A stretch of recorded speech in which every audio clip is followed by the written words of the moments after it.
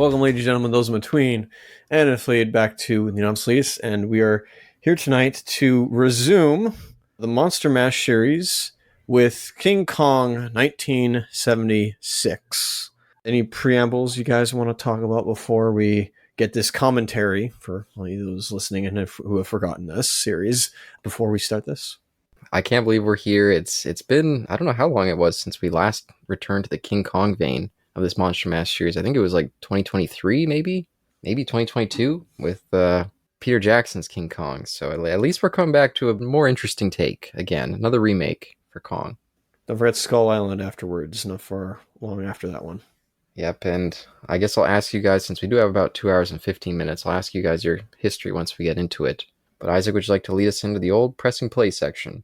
As per usual, if y'all regulation listeners and comment leavers can get your legally or illegally purchased copies of this in front of you past all the menus to, whatever timestamp says 0 on it. We're going to do our level best to keep you informed of the current situations happening on the screen on the digital or physical platform. Of course, my cohorts are ready, so am I, so please press play right now. Nice. I see a mountain. Yeah, I'm seeing a mountain as well. Hopefully it's going to eventually turn into maybe a little molehill or something. And yeah. Oh, God. How did I know you were going to say molehill?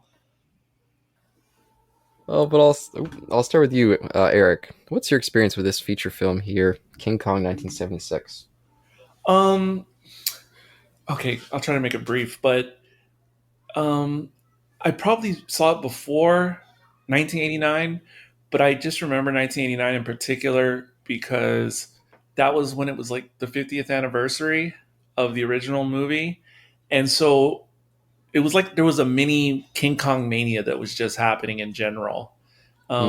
So even though I may have seen some of this movie before 89, I just remember, they're re-releasing the original on VHS, and they were probably showing that version and possibly this on television again.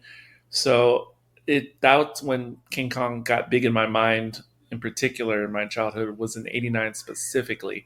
But in general, I just caught this version now and then when they would just air it on television. And I kind of liked it, but I was always much more into the original version. And in general, but not exclusively, watching movies that were made like in the 70s or even late 70s, it just didn't look cool through the eyes of a young person in the late 80s. So generally speaking, if I could see that, it's like the 70s, it wouldn't take me out of it, but it wouldn't make me be any like excited to watch whatever the thing was. And by the way, if either of you guys ever bribed a guard like that, I was like, oh, that's a good tip. Just drop it by his feet. There we go. That's what I got to learn. It was only filled with ones. That's what I was thinking too. But besides the late 80s, early 90s, I never saw this movie again until around the time I first started talking to you guys on podcasts. And that's around the time the most recent collector's edition came out. Yep. And I bought it and I watched it one time then. And then that's like the only time I've seen it outside of my childhood. Yeah, and I guess before I jump over to Isaac, I will say, we've seen lots of people so far, lots of characters we're going to get here. We got Jeff Bridges, Charles how do you say his name? Grodin? But especially two character actors that stood out for me that I was happy to see. Renee, how do you say his name again? Auberjonois, is that it, Isaac? Oh, Odo? Yeah, Odo, he's in there, yep. I've seen him as, I've seen him as Odo, but I've never seen him without makeup. Yeah, he was in there. He's the kind of snarky scientist who's... He's scientist man, eh? Yeah. Okay, I didn't realize that. I could not tell from the accent. Yeah, and especially another guy that I quite liked. We saw him briefly, Julius Harris, the one black character that we've seen so far. He was most famously seen in Live and Let Die as the Bond villain with the hook hand. Do you remember that, Eric? Oh, yeah. I didn't realize that was him until you just spoke it now. Yeah, I totally now can see the connection. Yeah, big black exploitation actor. That guy, whenever he shows up, I have a smile on my face, and so I was happy to see him here as well. And I'd forgotten that both those actors were in this, Rene Auberjonois and Tim. So I was like, oh, cool. I completely forgot about Renee until I started playing this earlier today, and I was like, "Holy smokes! I don't have any memories of this, of seeing him in this." And I have seen him out of makeup before, like in random '80s shows or something. Yeah, I was trying to think earlier. There was a movie that I really really liked him in. He was playing this funny character. It was written by John Carpenter, but not directed by him. It was actually directed by Irvin Kershner. I wish I could remember what it was called. Oh, he was in MASH. He was the chaplain in MASH. That's where I saw him the last time He fits that actually. in the movie, not the series. Oh, by the way, sorry, Eyes of Laura Mars. That was the movie I was thinking of. Everyone check that out. Directed by Irvin Kershner, written by John Carpenter. I've heard of that one. Yes, that was mentioned in Empire of Dreams. Very cool film. But go ahead. Sorry, Eric. No, I just noticed in this movie, his voice sounds incredibly more youthful than his time on Star Trek. Yes, yeah. But of course he's putting on a voice there as well. Yes, yes, understood. But he sounds incredibly young. Um, Um oh, you go ahead, Eric. I attempted to start watching the TV cut for perhaps my first time ever earlier today, Mm, and it has so much extra material from the cutting room floor. yes. Too much. It feels much more like a an old TV miniseries back in the day, Yeah. um, and it takes like all this stuff that happens at the beginning is much more extended before they actually get underway in the ship, etc. Yeah, and I it's been a while since I watched that TV cut, but I don't remember feeling like it really added much. A lot of it did feel like, yeah, no wonder this went to the cutting room floor. So I was like, Yeah, yeah. This one picks up much quicker. yes. Oh, but we did see a couple names in there that I wanted to point out as we do this little setting up section. John Guillermin, do either of you guys know that director much? Nope. Not by name, anyway. Or maybe I do, but I'll find out from you. Yeah, I mainly know him from, this King Kong, but he also did a couple more disaster movies, because I guess this sort of fits into a disaster movie. He did The Towering Inferno, probably his most famous feature overall. There you go. And another one that I really, really liked, Skyjacked, which is kind of it was very similar to Airport. It's actually almost the exact same plot, except with Charlton Heston in the lead. And I actually like that one a lot more than Airport. So I gave that a recommend to you, Eric.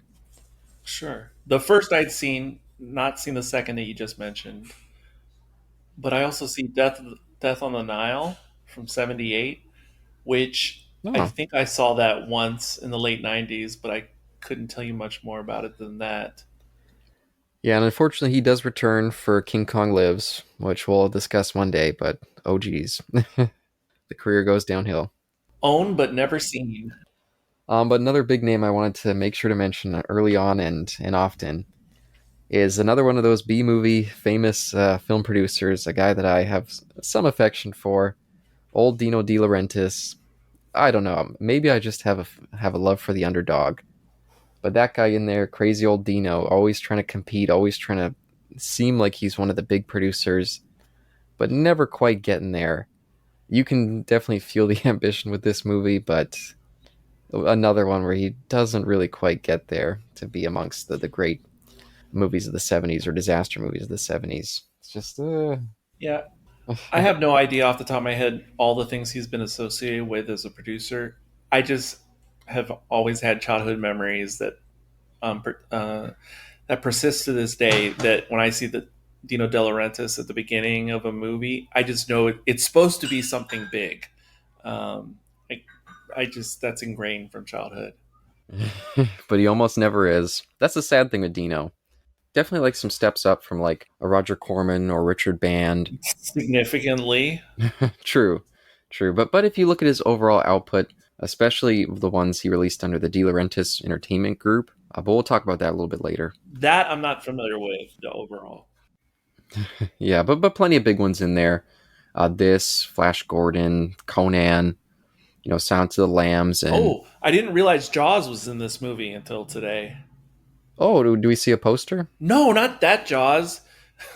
Jaws from 007, James Bond. Jaws. Oh, that's not Richard Keel, is it? It looks similar to him, but I don't think that's Richard It's Keel. not?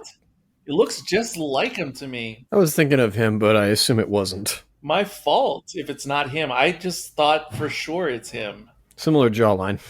Yeah, someone else with actually, we have seen this guy.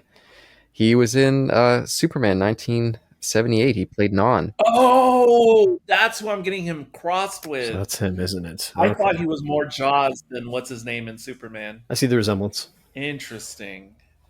Oh, but Also, just I was before I curious, oh, you go ahead, Eric. what you guys think about this kind of style that Grodin's wearing right now? Because it makes sense for the movie and everything, but it also just makes sense for the late '70s that the whole safari look was just in style, and that I'm not cummerbund, ascot and everything.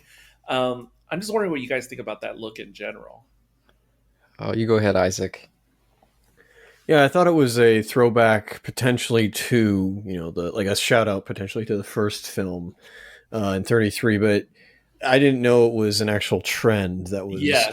occurring in real life. So that's kind of funny because obviously Bridges' character is a lot more 70s looking, of course. But now that you say it, I didn't realize that Charles' character he was Well, also. yeah. Uh, Jeff Bridges looks like a Snap. blue collar guy, late '70s, but Grodin is like a typical like upper middle class, more aristocratic class type standard dress for the late '70s, especially like Hollywood types, like when they're not in movies. And his is actually a toned down version of the '70s look for that. Well, but I guess Isaac, unless you want to talk about what we're seeing on screen right now, I'll toss over to you for. we're gonna have to because I think the audience has basically lost us right here. Okay, so deep breaths. We're starting from the beginning. We have the situation here is we sailed off from Indonesia. We have, excuse me, we have one Fred Wilson, who is convinced a petroleum company to have an expedition be sent out to this remote island that has been for 35 years, well, not 35 years, but when it was at least first looked upon by sailors of the Navy or whichever it was, the military in World War II, there was this fog, this whole like fog that was surrounding the area. And then 35 years later, there was I think either NASA images or what have you. NASA was involved in some way getting pictures of the island, and it turns out the fog is still there. And so he has convinced this petroleum company to pay out a whole team to go out there and extract some petroleum, so that dealing with the current oil crisis of the 1970s. Yeah, very much was a real world thing at the time. Topical. Yeah, by the way, very bold of the Jeff Bridges character, Jack Prescott, to just show up and be like, oh, I'm just going to take over this meeting and introduce the fact that I'm here and maybe try to take over this expedition or at least be a new part of it without being invited. Feel like I've seen characters do the exact same move in other like dramas and sci-fi movies. I just can't think what they are right now. That they just like sneak into something and hey, I know I'm an expert in this. And that picture that they were showing on the slide uh, machine earlier, not too long ago, I wonder what that was actually a picture of because it's supposed to be, I guess, the island from high up, but it looks like a microscopic image of like a cell that's been blown up. That'd look like an ear. Very strange. But just to comment, I can think of one movie that has where a random character shows up and he's like, "Oh, I'm just joining your expedition. I've got my own agenda." And this ties into the first commentary we did with Eric. It's Son of Godzilla. Goro Maki, I think Oh, he's a reporter who just parachutes in at this scientific study. Oh, that's right, he does. there's no way I would have remembered that unless you brought it up. No, I remember that now. Thanks for reminding me. But he's also probably seen Son of Godzilla recently. Oh yes, I saw it maybe like 2 months ago, 3 months Oh ago. my gosh. There you go. You guys have to appreciate like all the camera equipment they just showed on the table and the slide machine that was showing the slides. That type of technology, especially cameras and slide machines and home 8mm cameras, that was like all the geeky tech that geeky dads had in the late 70s and going into the 80s. Like I used to see this stuff all the time. Like nowadays it's like, oh, I got this, I don't know what you have nowadays. I got this iPad and this iMac and whatever Too streamlined. thing like that. But this is the cool techie stuff that nerd dads were all about back in the day. I just always remember seeing this kind of stuff. Like this is the kind of toys that dads would buy with their disposable income. Oh, but Isaac, we never did get around to your history with this. So while we're seeing No, of course not. That's Jeff fair. Bridges get arrested and they're trying to confirm his identity, why don't you tell us your own identity with this film? Right now, there was an earlier scene where it was a very good setup during the storm of a radio signal. There was a distress signal that the guys, the radio operator, was picking up, and he phoned the captain saying that there was like a brief distress signal, that it was faint before it lost power, and yeah, we can't hear anymore. So go, I don't know. The captain's like, go tell Singapore Center to monitor it or find out. And we're seeing the results of that. So a good setup, and now payoff to the third lead of this film. Well, I don't know. I don't know, because there's 4 leads, but you make a tier list of who's the most important. Well, I'll say who goes where exactly. I guess for humans, this is the third lead. Anyways, my history with King Kong, 1976. Believe in the summer, post grade 12 in the summer of 2012, briefly, we got for our TV package, cable package, because we've got a bunch of other channels. I finally had access to channels that I hadn't had when I was a younger teenager and a child and preteen. And so one of them was AMC. There I historically was able to watch a bunch of the Friday the 13th films, and about August or July, this one was just on, and it was right around the mark where Jeff Bridges shows up inside where they're doing the projections. That's kind of where I started, and that's where I watched the rest of the film. So that's about when I watched it until today. Oh, cool. Yeah, and I'll just say right off the bat here with Jessica Lange, yeah, this is a modern remake. No more. It's not like the Peter Jackson one going back to the 30s. This is the modern era of the 70s, and they're definitely getting to the modern era of, if they're going to take that love story with Kong and a lady, they're going to massively sex it up, which is also a trademark of Dino, Laurentis, by the way. But maybe they go too far with some of this sexualizing. I disagree with going too far. Like this is what I like nowadays when going to movies of this era and television from this era. It brings me back to my childhood, and in a good way, in a nostalgic good way. I'm just being honest. Well, I don't necessarily mean in just in terms of us seeing her all, sexualized, and I more mean once we get to the actual dynamic with Kong and the way that they take the kind of, if you go back to the 30s one, it's kind of a creature curiosity. It's like, oh, this is my beautiful bauble, and no one else gets to have it. It's my bauble. This one, it's like, oh, this is my beautiful lady, and I can't wait to take off her clothes. And there's a very rapey vibe to this Kong that's very uncomfortable. Well, that's the 70s, aren't you? That should be comfortable. Yeah, I know what you're saying. So, that's what I'm saying. Like, I'm not saying I'm down with that agenda per se, but it was that agenda in television and film was so normalized in the 70s and 80s, like where a woman or female is just an object or a prize to do with what you will. And also, I think if original King Kong was made in like 1929, it might have been more like this with that dynamic than it would have been like 1939 version. I with the people who made it, Miriam C. Cooper and Ernest T. Stack, I don't think that's their bag to make a movie like that. But that movie was pre-code, by the way, and it was very much changed post. Was it in 39? 33. 33. Oh, sorry, 33. Yeah, but around the time the Hays Code was about to be introduced. Yeah, given our research, or it was coming in already, but it wasn't mandatory. Yeah, and within, I think, like 9 months of its release, it was already getting chopped up all over the place, and they were cutting out bits that they thought went too far. But I'll just say, at this point in Kong's film history, this was the 5th Kong film made. He'd already been kind of a beloved character the point I was more making with thinking they went too far is I think making him so wanting to and giving him the creepy looks that he gives her, the leers, and he's tearing off her clothes in one scene. I think it maybe takes away from some of the affectionate charm of the giant gorilla, more to like, oh, this is getting creepy in some weird way. I get what you're saying. So I just feel like it's a bit of a turn off for the usual attraction that the Kong character has for audiences. I get what you're saying, but again, it was like that type of crude humor in dealing with that stuff. That was even like normal in children's cartoons in those days. So it's hard to, you know, Yeah, well, yeah, I'm not saying it wasn't the norm, or I'm just saying as a choice. I think Jeff Bridge, or I can't remember who, maybe it's even Charles Grodin's character is even like, that giant ape wanted to rape her. They're making it so blatant. yeah, It's yeah, just like, oh, that puts a very different picture in your mind for Kong yeah, for sure. than maybe you'd want. Which is, again, one of the reasons I don't think that this one's very fondly looked at. And wasn't at the time. It was received rather poorly.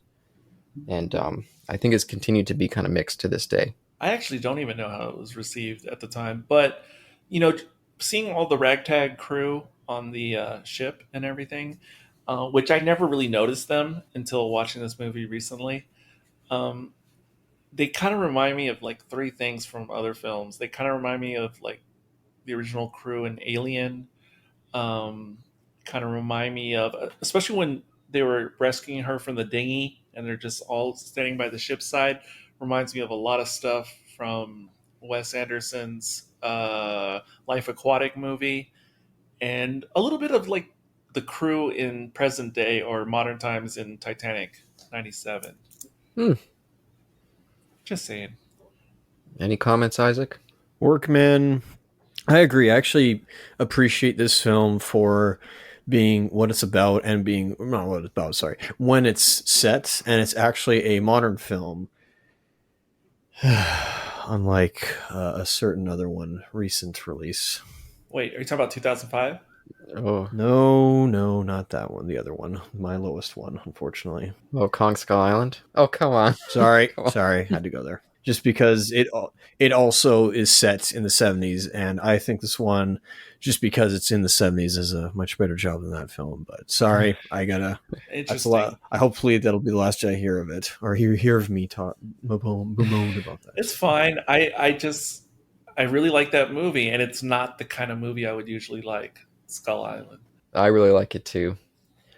And yeah, I don't know. Every now and again, this would come up in my Godzilla groups, and I would see people who loved it. Usually, people who are a bit older, and then people who didn't really love it.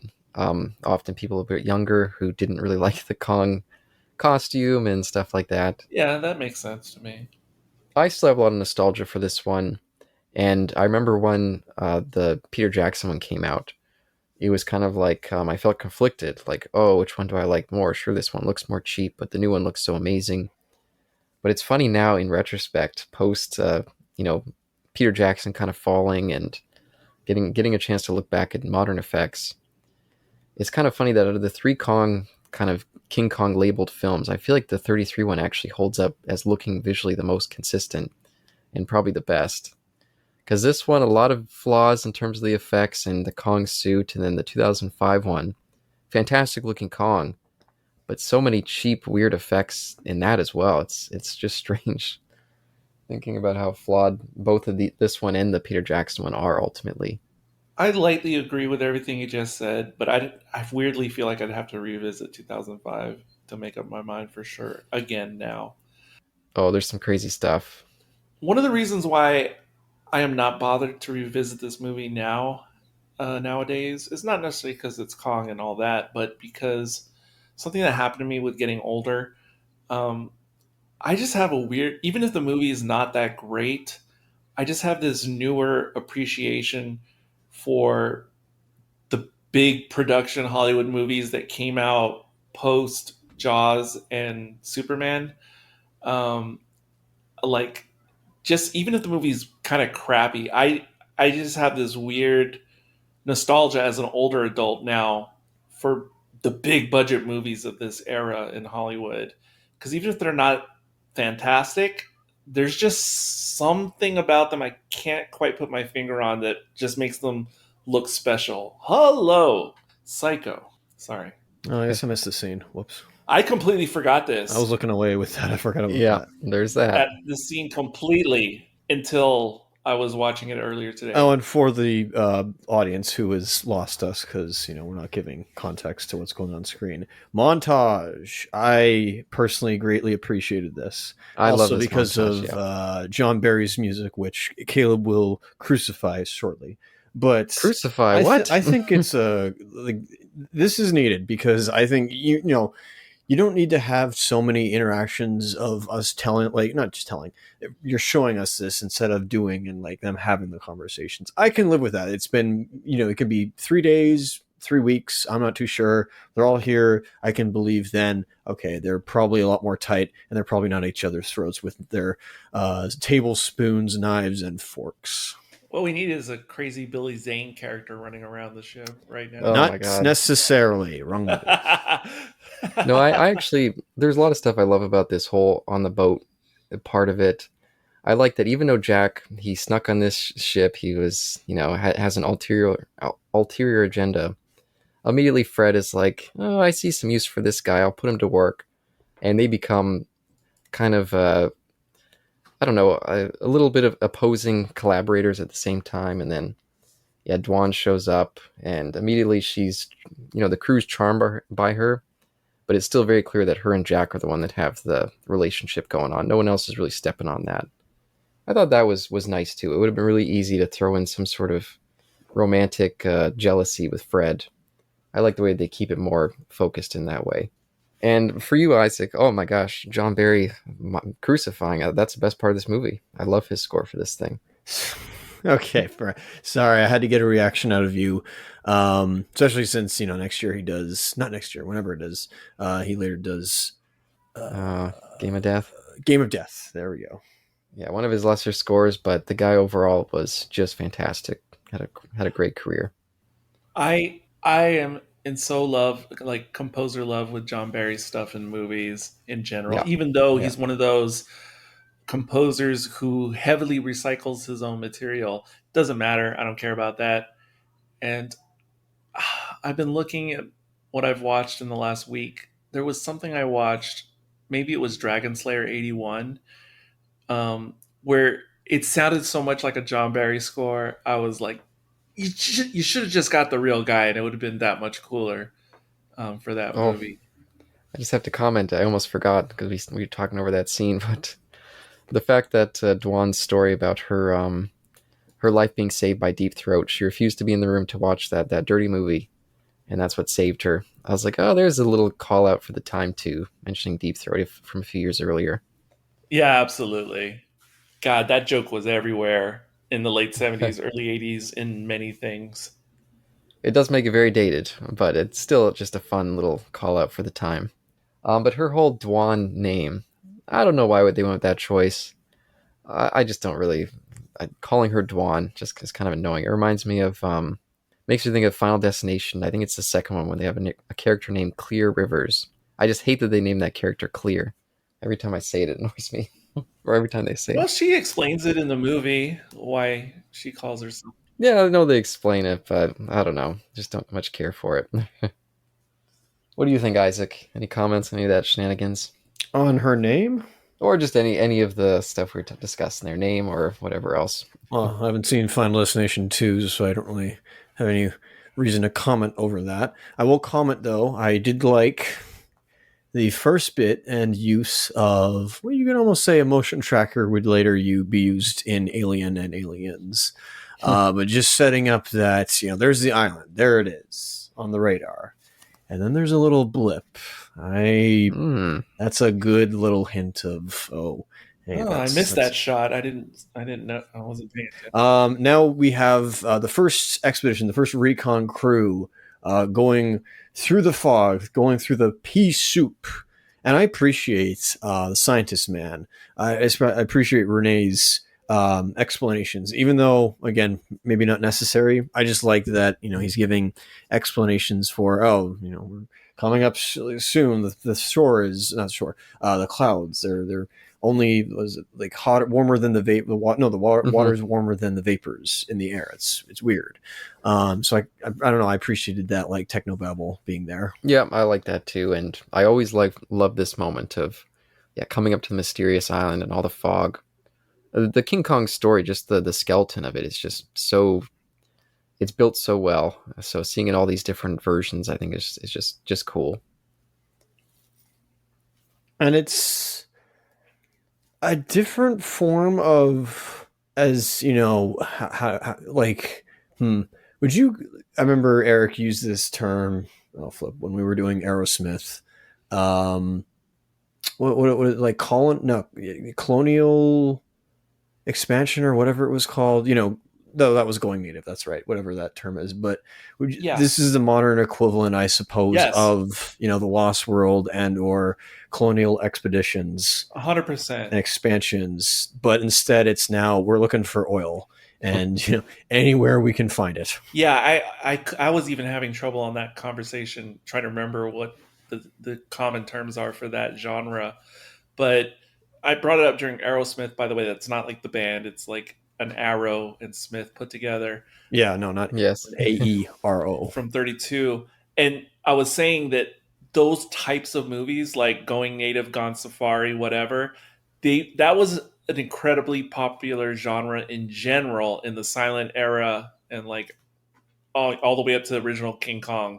There was tons of movies where they wore like these types of safari outfits and like that adventure stuff.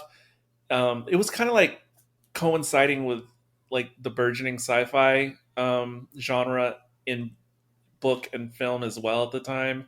Because if you think of other modern versions of it, would be like the Disney movie Atlantis, or is that what it's called? Yeah. Great movie. But that's like a throwback as well, the same way King Kong 2005 is. But those adventure Jules Verne type things, H.G. Wells, all that kind of stuff, incredibly popular in the early days. Yeah, and by the way, Ernest E. Shotasak and Miriam C. Cooper, the creators of King Kong, that was just their life. They would go on adventures, they would get endless amounts of footage, and they would come back to the studio and be like, "Hey, we got all this crazy footage of us exploring Africa, exploring the Middle East. What can we do to just throw in some actors and cut in this footage and make a movie out of it?" That was their model of making films up until King Kong. Yeah, So that they were definitely pushers of that whole adventure genre. yeah, that stuff was it was the times. And some really cool films, by the way. They made some pretty. King Kong wasn't one of their only highlights in their filmography. Yeah, I mean, like famously, uh, former President Theodore Roosevelt was into this stuff on his free time. If you watch the Yellowstone 1923 series, we see a lot of that as well. Trophy hunting and whatnot. Yeah, just such a big thing. Where did they shoot most of the scenes for this beach scene, or even like the island stuff? Hawaii. That's a good question. I don't know, but I'm going to look it up right now. That's usually the go to, but this doesn't look like the typical Hawaii stuff I see in other film and television. But It's very beautiful. give me a moment and I'll figure it out. It's incredible. Yeah, I actually that's a good question. I actually don't know that either. But I did want to say, just seeing more Jessica Lange running around here. Haven't had too much of a chance to talk about her. I don't really know much of her filmography up to in the '70s. I mainly know her from much later in her career with American Horror Story, where she had a big career comeback, and I think a lot has gained a lot of new fans because of that. But this was actually her film debut, and I think I think it's an okay debut. I mean, I know that again, critics of the time were not kind to her or kind of this movie in general, but especially her. A lot of people, yeah, definitely were panning her performance, but I think she's charming here for the most part. What are your thoughts, Isaac? While Eric's looking that up. Is it near like not near, but is it, well, yeah, on the borderline of exploitation? That's my question, especially with, as you mentioned, and we'll get to it, but with you mentioning how Kong leers and behaves around her. Is this like, potentially almost exploitative, and she's it's it's fine because it's a big guy in a hairy suit, like ape suit or whatever, instead of like, a non ape in a naked suit, whatever. Anyway, I'm not sure. I found her charming, um, but aside from that, well, I say aside from that. Just before, sorry to interrupt. Wall. A great wall approaches, or we're near a great wall. Yep, decent matte painting. Um, yeah, decent is all I can give it. Really, it looks decent. That's all I can say. It looks 70s. But yeah. What about Jeff Bridges? Any thoughts on that guy in this so far? Oh, okay. I have thoughts. At least in the beginning of the movie. I don't know. I'm not sure about later on, but he almost a bit okay. And I wanted to have this discussion, so I'm going to look like a fool, and that's fine. And well, I'm a pseudo intellectual tool. That's fine. I'm the fool on this podcast as it is. A novice elitist, if you will. There you go. He is the one that named the podcast that, so maybe fitting. You flatter me, but flattery will get you nowhere. As maybe I have to watch this again after the third time, whatever, or fourth time. But I almost felt like his insertion into the boardroom, or at least the room there. I almost felt like he was I suppose, again, he's almost an encyclopedia of many different facts and topics, and I almost felt like he was reading the script, like he knew more than he was giving on, and especially with some of the interactions later on with, like, okay, he doesn't fully translate with the indigenous here, but we'll get to them in a second. We do need to talk about them, but I almost felt like, yeah, Bridges' character was almost poorly written, and like knew more than he was giving off, and almost like he was breaking the fourth wall. I don't disagree. I definitely don't disagree. Really? Okay, I'm not the only one there. Okay. Well, first, before we continue with that, Caleb, um, this is gonna, once again, thankfully it's coming from me, so canceled as it is already. Oh, jeez. Potentially, this is the least offensive version of the indigenous of Skull Island. Maybe I'll give Skull Island, or the Kong Skull Island, the film. Maybe I'll give it this. That was an alright depiction, I think, of the indigenous. They're not orcs from Peter Jackson, and I can only imagine what they look like in 33, but we haven't gotten there yet. Not too bad. 33, it's not terrible, but we'll get to it one day. There are some complicated bits there, but the worst is, like, what is it? It's like the second or third Godzilla movie. I feel like is one of the absolutely worst. Oh yeah, that was bad. That was bad. No, the King Kong 2005 is the absolute worst, but the one you're mentioning is pretty bad too. Orcs. I mean, yeah, they're not even human in 2005. I would actually take 2005 over the early Godzilla film. I think it's maybe the first Mothra Godzilla movie. There is some offensive stuff in that Mothra one, yes. That one's super bad. But at least they still feel like humans mostly. But yeah, we're talking about the Skull Island occupants and not the Mothra peoples. Well, of course. But similar trope, yeah. They seem like humans, but they also seem to me like indigenous humans that don't exist in the real world from the Godzilla movie. I do like this touch, that they give the sacrifice the blonde hair. I noticed that. Nice little bit there. Or at least a blonde veil of sorts. Yeah. Interesting choice. For the tribe or whatever. Oh, by the way, I finally got to it. Yeah, pretty much everything that is Skull Island in this movie is all in Hawaii, but specifically the island Oh my god. called Kauai. Okay. Sorry. Caleb, your problem.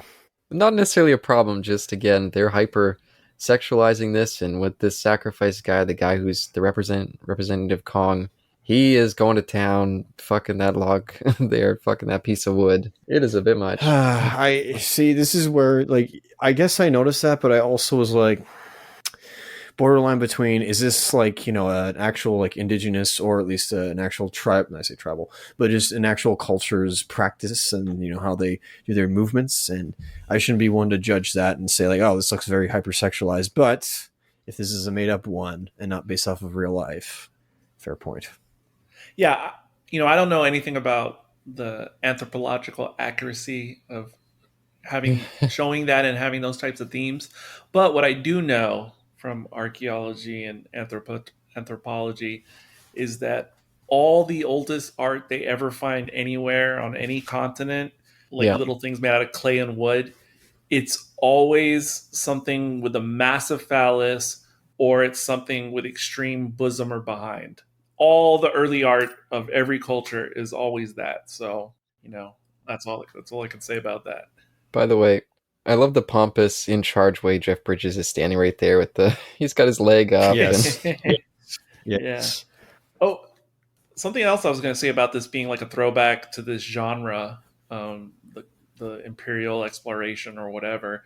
Um, this movie is playing into the nostalgia of older generations at the time this came out, in a similar way that like Indiana Jones and Raiders of the Lost Ark was as well. So people who would have been, what, above 45 or 50 at the time this came out would have been like, oh yeah, this is like reminding me of my childhood, hmm. Yeah.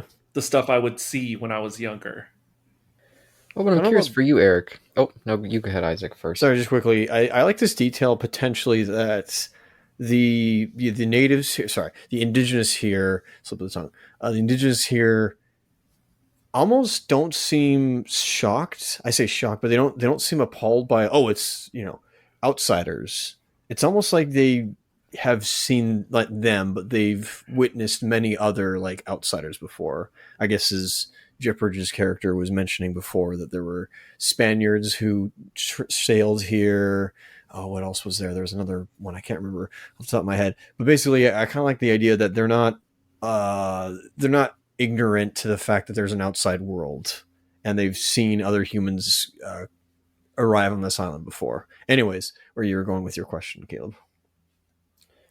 Oh yeah, I was just gonna ask Eric's opinion on Jeff Bridges, and before I fully asked that, I was gonna say for me, yeah, he reminds me of an archetype that I would see a lot in '70s movies and sometimes '50s and '60s as well, where it was like they would bring in a man to be like, okay, here's the sane man in the crowd, here's the one that represents the message that we want to deliver, and sometimes they would make them a little bit too pompous, a little bit too like oh, holier than thou. It's like the Jesus among them, the one who has no flaws. With the long hair, by the way. If anyone's ever seen a movie, A Face in the Crowd, really fantastic movie, but the Walter Matthau, like the person who's always right character, almost ruins the movie by being that.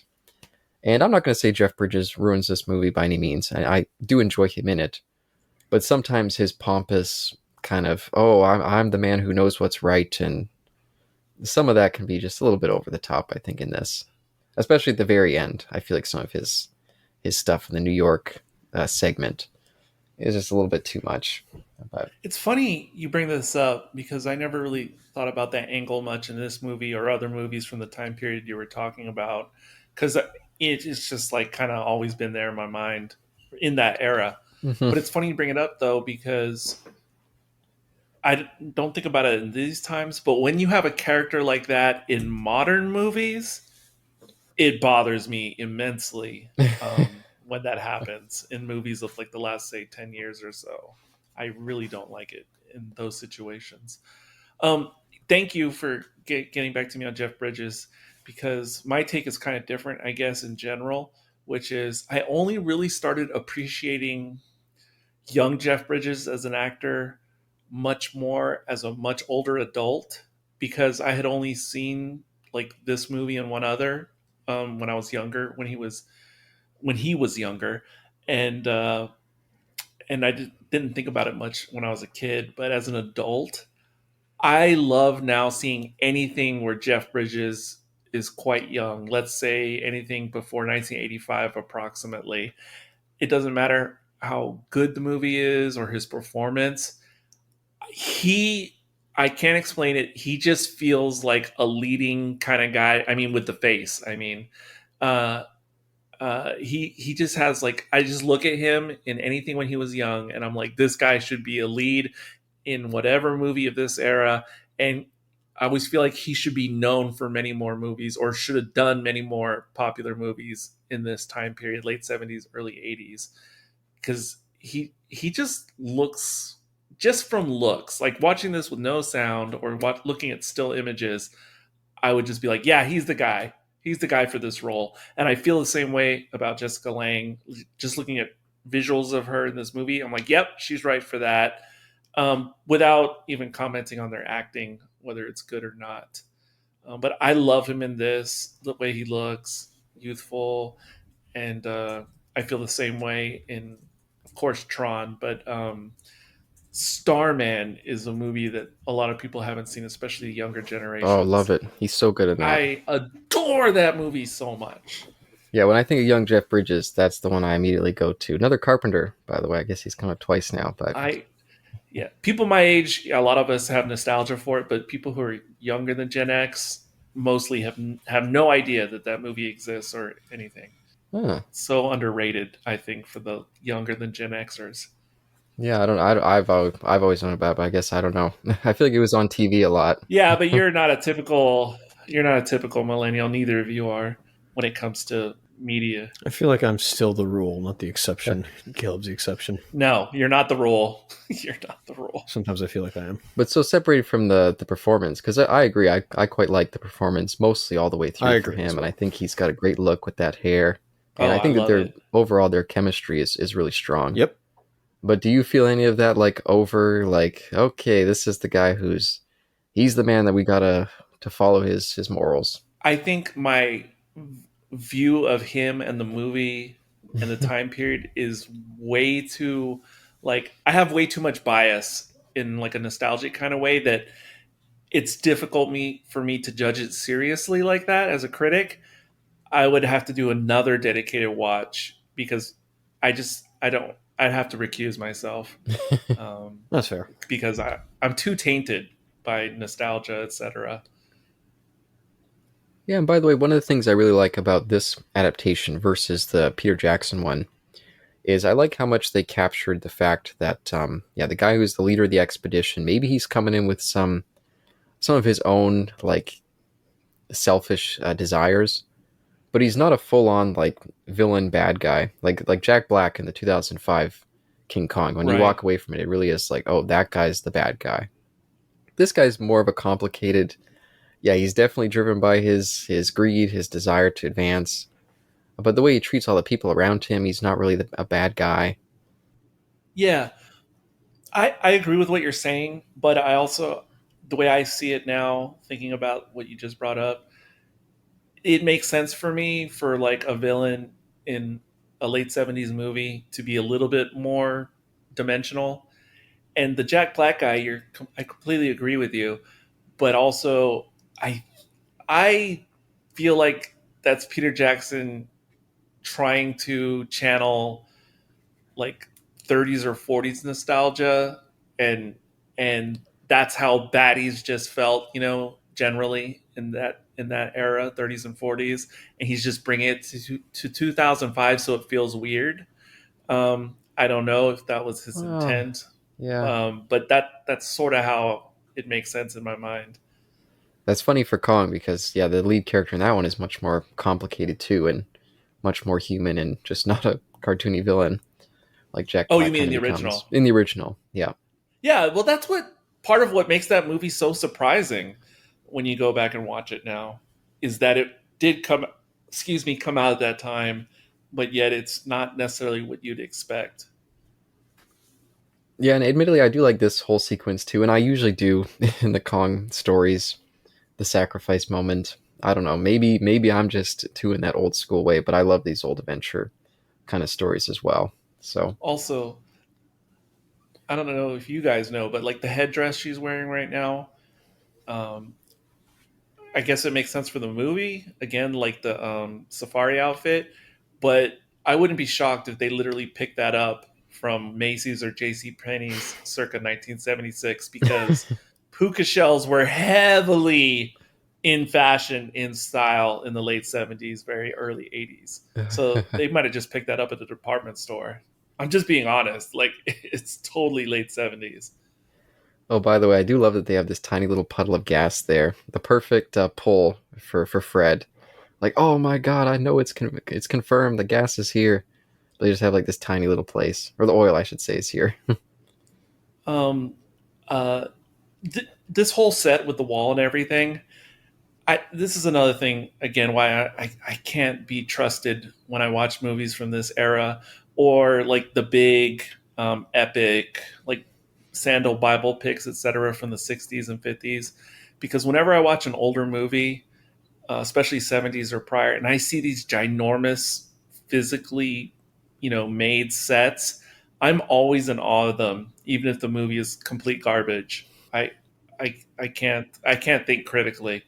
By the way, this is the scene where he's really fucking that piece of wood. I mean, he's going to town. Look at this guy. Oh, jeez. See, I never would have thought or noticed that Same here. in particular if you hadn't brought it up. I've noticed it in other movies of this era, but this doesn't seem as blatant to me as what I've seen in other movies Oh, of these times. that shower is coming from his butt, and you just see it going. It really looks like, yeah, that's just a porn shot It's so there. funny that you noticed that. Like I said, I'm so desensitized from my life that feels like it's PG to me. Isaac, what do you think about the sacrifice scene? How do you think that's being presented? Really well done. Like, just extras everywhere, pulling the camera back. Like you said earlier, I like the fact that this indigenous tribe has petroleum literally, like, bubbling out of the earth itself, and they use it for, in a great way. They use it in ingenious ways of grease. Like, they just use it to, make sure that the, I guess, lock on the door goes in and out. That's great. Like, I mean, that's the only thing that you see it as, and it's the only, but you can almost think like, oh, well, it's a tribe that has access to what could be, the gold mine. This is this.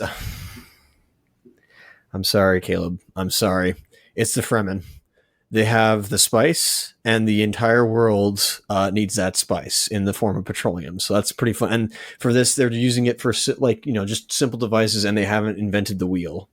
Maybe they have. I'm not really too sure. I don't know why you're apologizing. Because I know Caleb hates it when Dune is used in any other. I don't think that's true. I didn't know that either. This is another Isaac pulling something out that I don't like, the John Barry earlier. Well, I'm doing that to make myself look now like you know how I feel when I get assailed on different things that I regularly. Look at that. They just use it as a lock. Like, whether that's cool. A miniature or that's a real life thing, or that was a set. I think it was both. It's great. Like real life, and there was a miniature shot, I think. Yeah. Yeah, and by the way, Isaac, nice tie-in for Dino. Dino De Laurentiis did produce the Yeah, that is cool. It's funny because when I saw this movie previously, I never paid attention to those details that you guys are bringing up now about the natural petroleum and how they utilize it, and like the greased bolt we just saw. I never paid attention to that stuff. And also in 2005, wasn't there a bunch of like bubbling and weird stuff going on when they were in the native village? I remember that correctly. Maybe I couldn't see. They're using too much blurry, weird slow motion. I couldn't tell what was going on. I thought there was a lot of bubbling in the mud and stuff. And like because I completely forgot that this is a component of this version. But now I think it's it's like a callback in a way, just even if it's just visual. But I completely forgot this whole petroleum angle in this movie and in this culture. Yeah, pretty fun.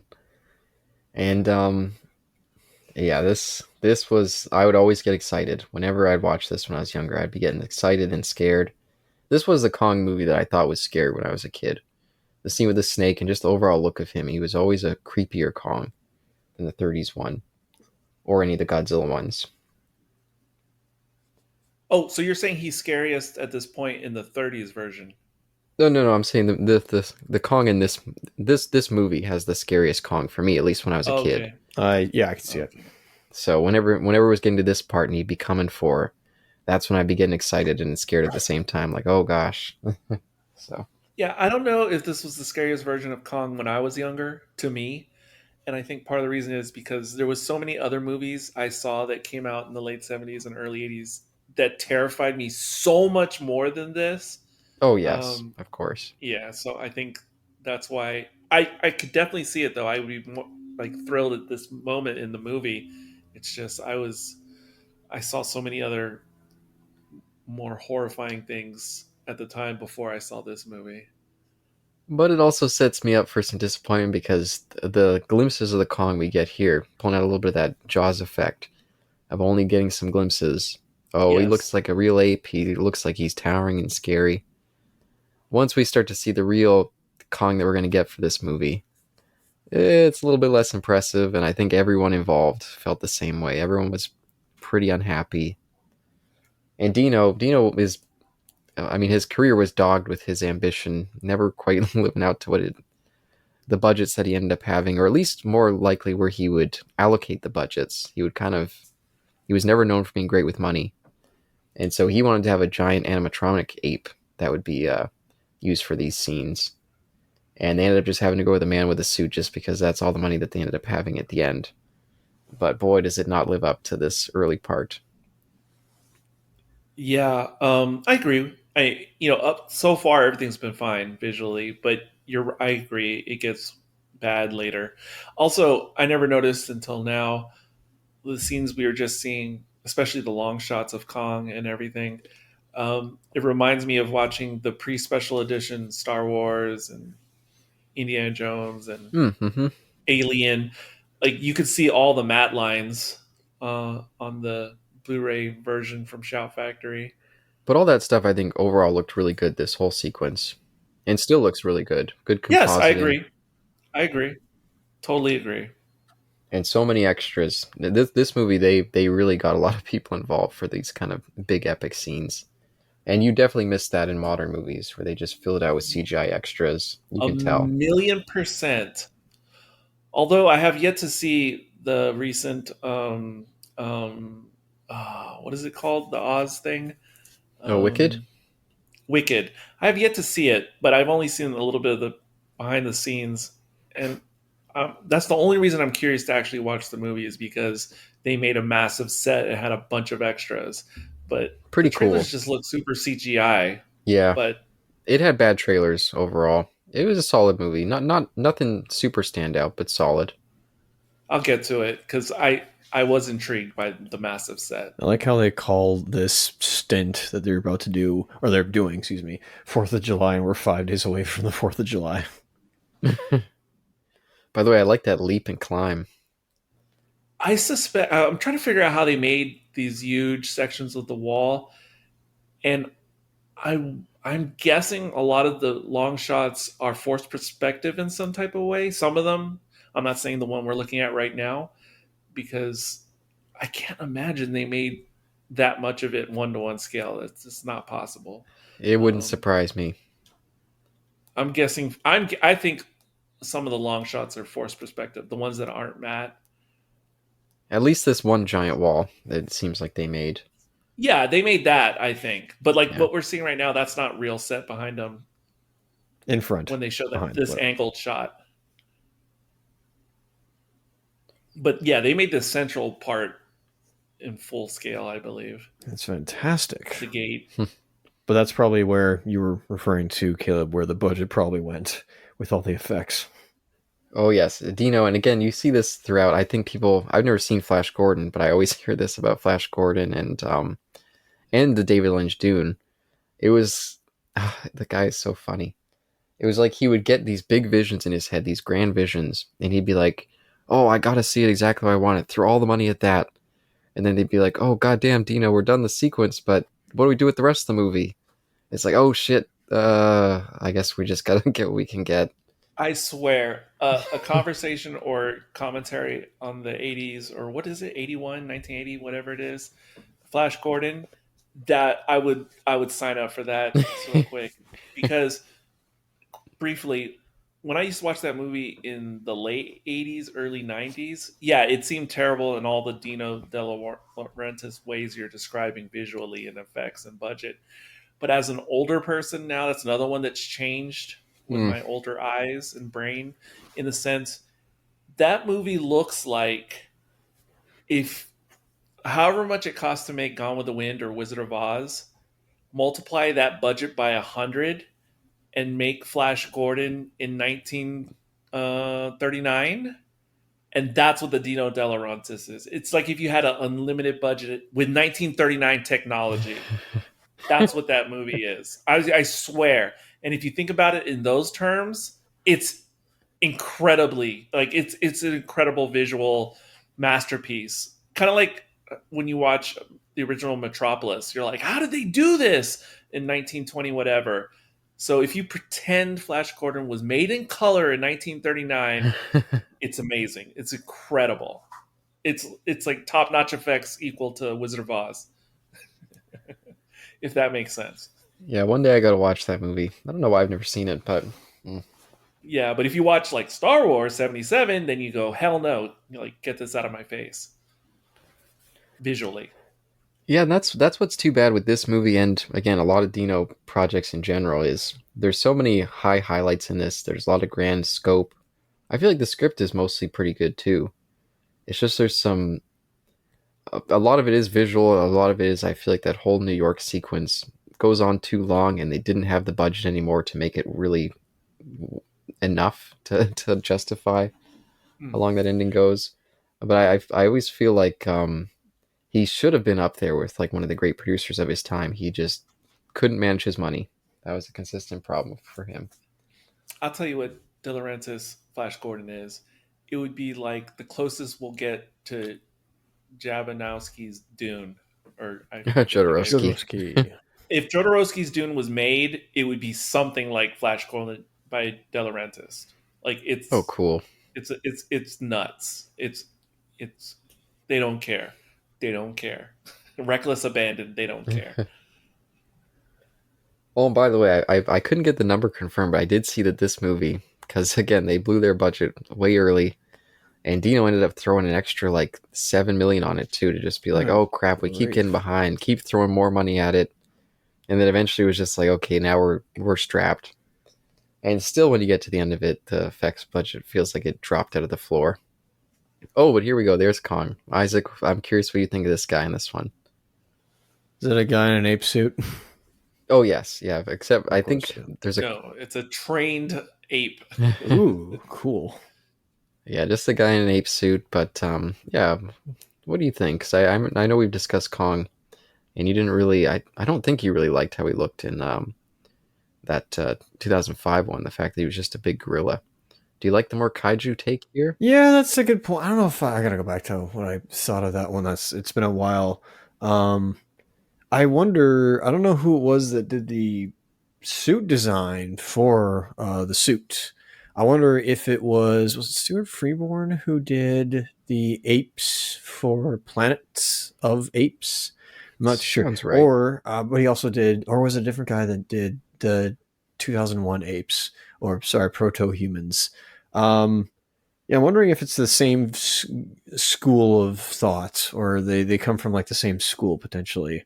Because I can see a bit of proto humans, and it definitely maybe not the apes from Planet of the Apes, but somewhere in there, I'm like, okay, I can sort of see that. At the same time, it's okay, different tones, of course. The one from Toho with him versus King G, pretty fun. Like that was a fun like suit, but I could tell, that's it looks cool and all, but so for realism, I appreciate they probably did something different here. I mean, yeah, it is a guy in a suit, and I don't think they just like half baked it. I don't think they were trying to say like, okay, we'll put a guy in a suit. I feel like whatever direction the actor was playing Kong, I feel like he may have also studied primates. He may have also tried to study other than certain directions that we'll see him do, as you alluded to. I feel like he probably did look at how apes move, and Mm-hmm. again potentially try to mimic those in these shots of him. Yeah, again, that's to each other's opinion of whether he gets that right or not. But he's oh, he's dirty, that's for sure. Sorry, just thinking of. So you're saying this isn't the father of Andy Serkis in the suit? You'd think that, and that was somewhat of a suit, of course. I still think it's okay at this point. It's definitely gone down in presentation since we've seen Kong in the movie, but it's still okay territory for me right now. Although there was a shot earlier when Kong didn't have his angry face. I assume they have different heads for the Yeah. costume. The earlier face I saw not too long ago, he looked like a grown son of King Kong, where it now looks like it's adult Kong when he has his angry face on. Oh, the face is so inconsistent as it goes along. But I'll say again, they had originally intended for this to be a mechanical Kong, and they had gone through a lot of the production thinking that that's what they were going to do, and that this ape suit was just going to be used for long shots and stuff like that. And so it became clear that this was going to be the Kong for the whole movie. It took a lot of wind out of the sails of the people involved with the special effects. And Rick Baker, a famed special effects guy, Rick Baker, he was the one playing the ape in the suit. He said that he was just shocked and so disappointed when he found out that that's what they're going to use. And that it was only thanks to the cinematographer that it looked good at all, because otherwise he said it was a very, very cheaply made suit. Well, But they did have a lot of mechanical stuff in the face, especially in scenes like this. You can really tell, so that helped. It gives it some emotion. so what I hear you saying is we need to get George Lucas and James Cameron to make a special edition of 76 with AI. That's what my brain hears. See, look at that shot. That actually looks good from her, and then him in the background. Then you look at this, and yeah, the harsh matte lines, and just she's clearly not there. Yeah. Yeah. Again, though, when I would see things like this as a younger person, as a pre 12th grade kid, it was like, yeah, that's fine. That's fine. Well, all I'd say is if you go back to the 33 movie, they were so careful with the special effects. Again, it looked better and more consistent than this movie does, and it was made. Oh, yeah. This certainly could have been made with better care and whatnot, and ways to obfuscate the flaws with the same budget and in the same year. It definitely could have been executed better, but here we are. Yeah.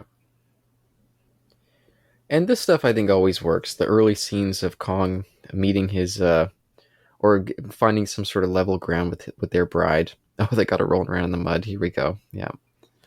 In that very skimpy outfit. You'll get no complaints out of me. Oh, I'm not complaining either. And I don't just mean that from a salacious point of view. It's all good. Oh, I will say though that this mechanical hand that's always grabbing on her, this actually ended up malfunctioning a few times. Oh boy. And one of the times really hurt her. Oh, nuts. So that it pinched her nerves. She thought that she broke her ribs. Yeah, it was pretty bad. Dang. That's pretty nuts. That's bad. Yeah. So even though this is Hawaii, I feel like, and I don't know, well, that's a model right there. But some of the other shots that we had seen, I feel like this is not the same island I've seen in a lot of other productions that shot in Hawaii. But I don't know. That's just like my gut telling me that.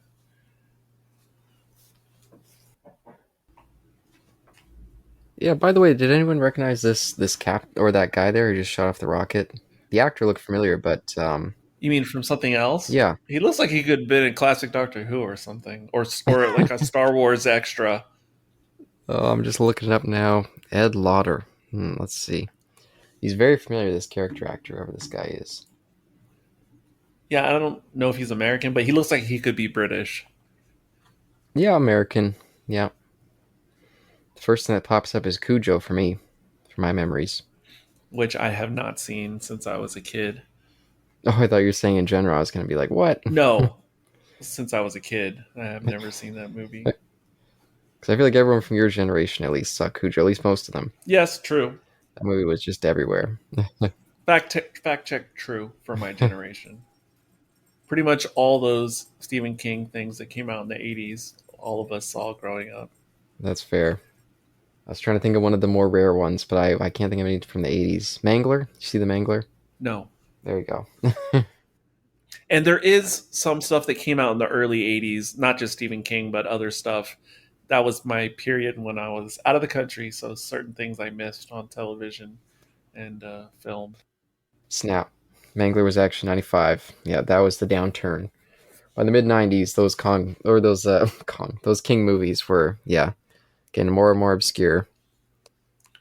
The fellow kind of looks like a, not stand-in, of course, maybe not the same model. Actually, by the time he could have been, but he kind of looks similar to the model from, I think it was Portal 2, I believe, Cave Johnson.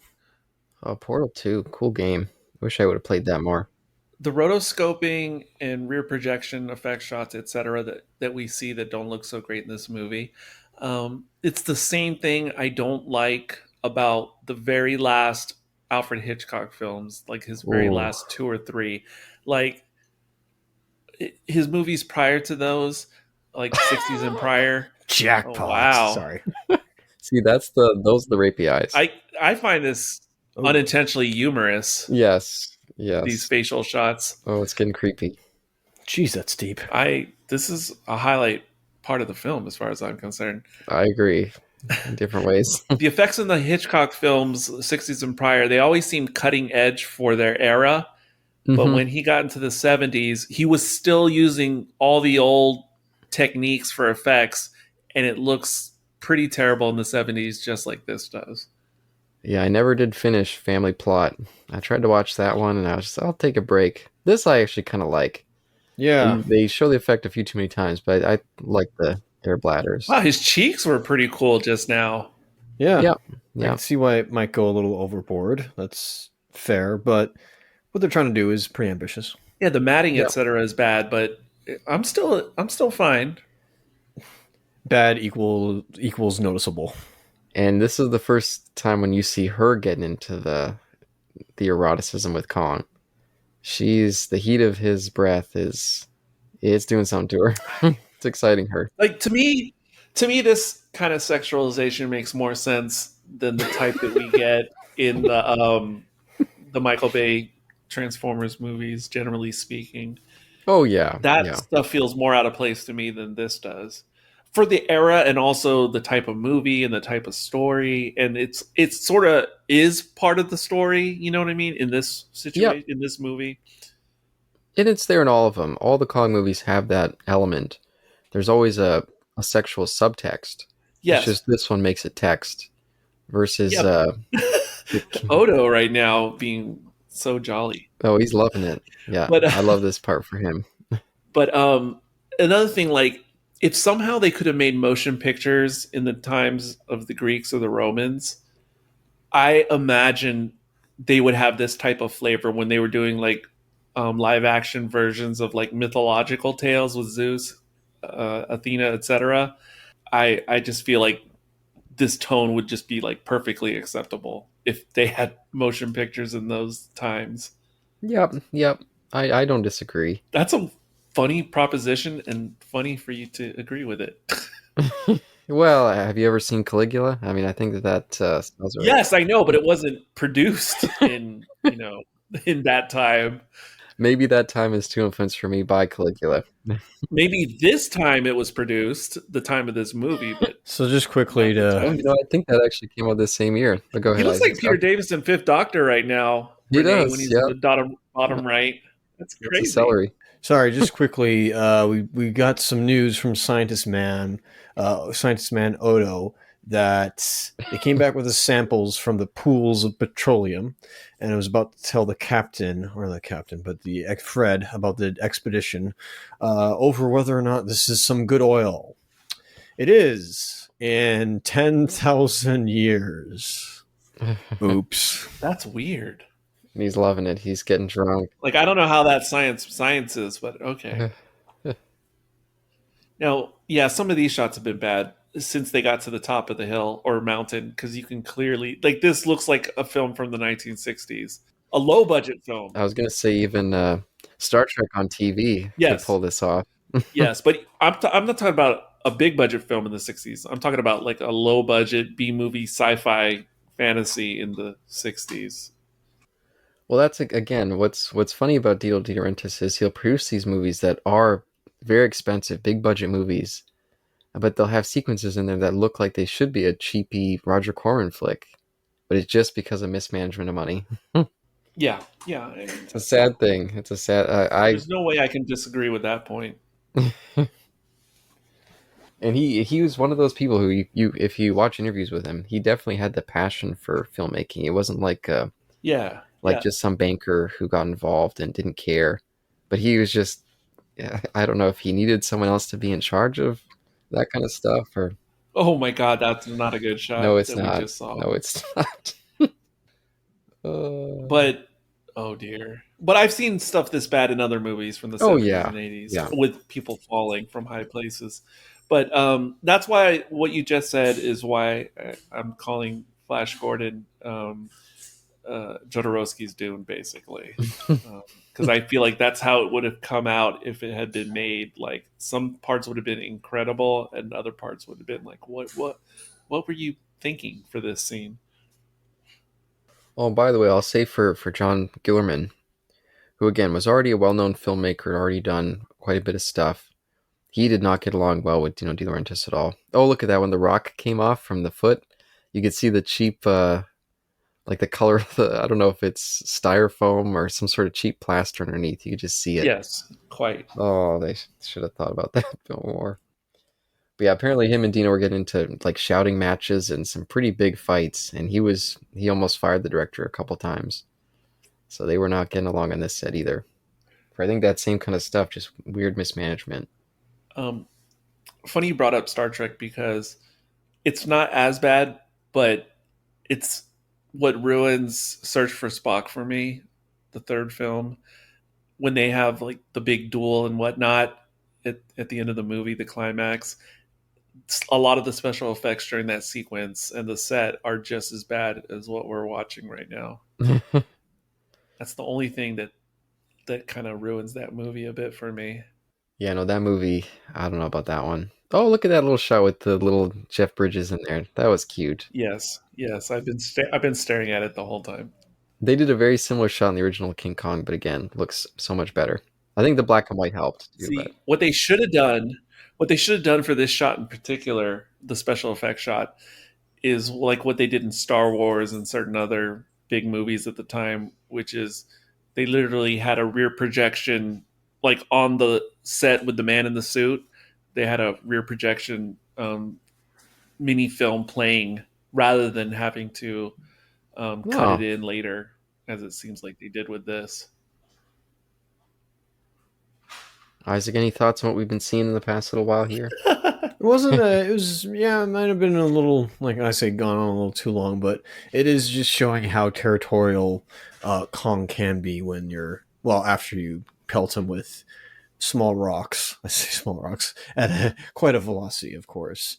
So yeah, you could say like, but yeah, definitely I could see the horror in it, and maybe some kids feeling a little bit like, oh, that was kind of absurd, but no, it was yeah, it was pretty cool. I like the setting as well. I know, yeah, it's a set. I agree with you guys, but overall, yeah, for a bit of horror, yeah, I kind of felt there was like, oh yeah, I get scared by this. Yeah, it definitely reminds me of gothic horror, like produced in the 1940s, in terms of set design. But I don't know what the deal was with that plane that just came by. I don't know where it was coming from, like if it was from Singapore or Indonesia or what. But even in 1978, to see that was like an antique plane, even for Oh, really? 1978, I would have been like, oh hell no! Like if someone told me we were gonna travel in that thing, that is like a circa 1940s 50s era plane.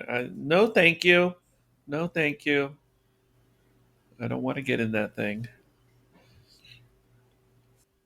Oh, by the way, we missed the scene earlier, but I do like the moment when the captain gives Fred his idea too, where he's just like, "Well, this whole thing's blown, but hey, that monkey, wouldn't that be a hell of an advertisement? Look what the folks at Petrox do to get the oil in your tank." And Fred at first looks at him like, "Oh, shut up." and then you see the wheels start turning. Yeah. I quite like that moment too. I never noticed until seeing this movie in recent times how much it had in common with King Kong 2005. Yeah. Like when I was watching 2005 for the first times, I never realized then that so much was extracted from this movie. Well, had you seen the 33 one at the up to that point? Oh, absolutely. Mm, I saw both of them around the same time early on in my life. Well, I probably saw this one very first, um, mm. but I don't have memories of even seeing this back then. Uh, so in my memory, I saw them. I remember them both at around the same time in my life, which is around the late '80s. Yeah, and again, the skeleton of that original one is just so good that for both of these. But I do actually think that this one, at this point in my life now, I used to think it was the Peter Jackson Kong, but I do think that this one's a superior remake out of the two. I don't know that Yeah, that Peter Jackson one. I just feel like ages more and more poor as the years go on. Sadly, because I loved it when it came out, but I've said this before with maybe you and Sean separately or maybe together, but two of my very favorite films besides Star Wars when I was very young, my two of my most favorite films, um, circa age 5, were Jason and the Argonauts and Clash of the Titans. And I've said this to you both before also that back then when I was younger, I always thought that both of those movies were made in the same era. uh-huh. Me too. I had no idea that Clash of the Titans was a relatively new film when I saw it. I thought it was 20 years old at the time I saw it in the 80s. But I always loved both of those movies as a kid. I think Jason and the Argonauts is the first movie I ever recorded myself on VHS from television. Oh, And yeah, oh yeah. And those were my favorite movies besides Star Wars. And so if we ever did a commentary or discussion, there's no way I could separate myself from my bias on those movies. Like they're just perfect in my mind. yeah. I never realized that Clash of the Titans was made in the '80s. I always assumed it must have been older, '60s or maybe early '70s. I thought the exact same thing at the time that it came out. I thought it was 20 years old, but loved Oh. it. Loved it. Oh yeah, that was absolutely one of those movies I would just love to watch as a kid. It's perfect for a kid. Maybe doesn't age as well as an adult, but so Even good. even the owl. Oh my god! Oh yeah, yeah. It was like I love the owl and I love R2D2 and I love Twiggy. Like, Okay, no, wait a minute. We gotta talk about this crazy. I mean, look at him. yeah, I see. He's getting very sexually excited, and she's like, "No, please, what are you doing?" This isn't gonna work.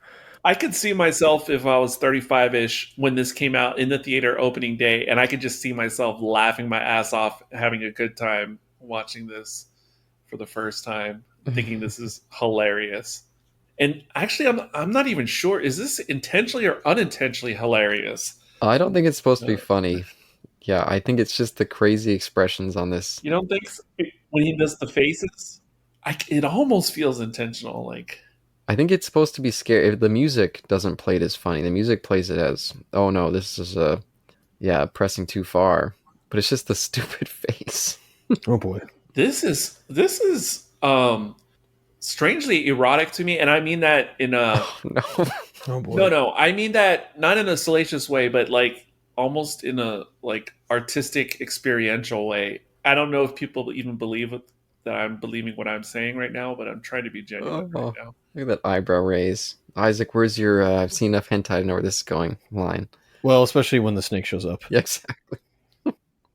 There you go. You read my mind. You saw a dog. You got me on. Okay, this shot's bad, but with her in the foreground and the snake in the background. But I'm Keep still going, with the Isaac. movie. Sorry. I can't. Yeah, keep going.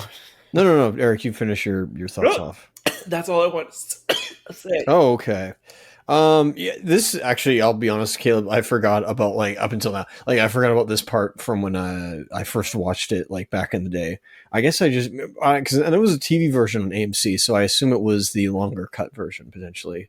Oh, Um, so yeah, I guess I just was still naive and didn't really see that this was a very how do I put this? Like, it's a very expensive porno, but not in the way you think.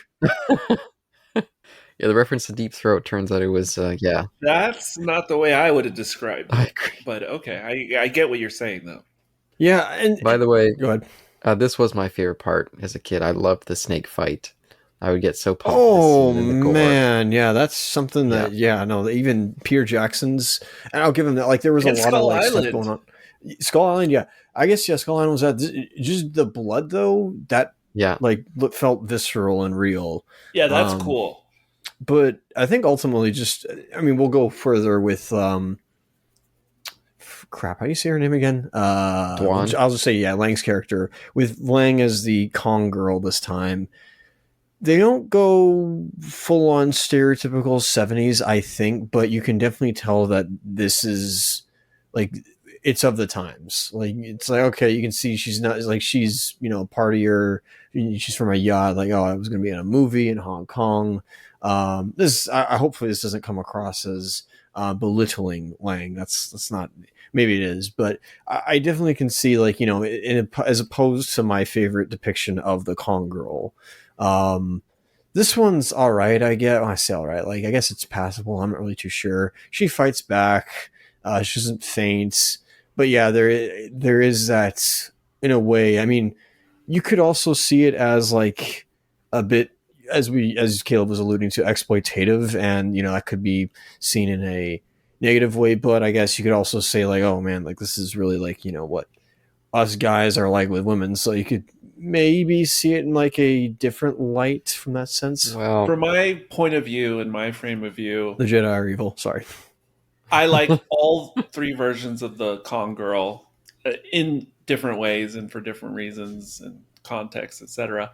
But in terms of this one specifically, because of other things I've seen from the 70s, and I'm talking about mainstream things, not snuff films or something, um, because of all the other things I've seen, in my opinion, this is in good taste, all things considered, with the sexualization and how they're portraying and using her character. I've seen so much worse without even getting into full on exploitation film. I've still seen well, of worse. course, but I mean, I don't see why that influences the view of this character just from other things happening around it.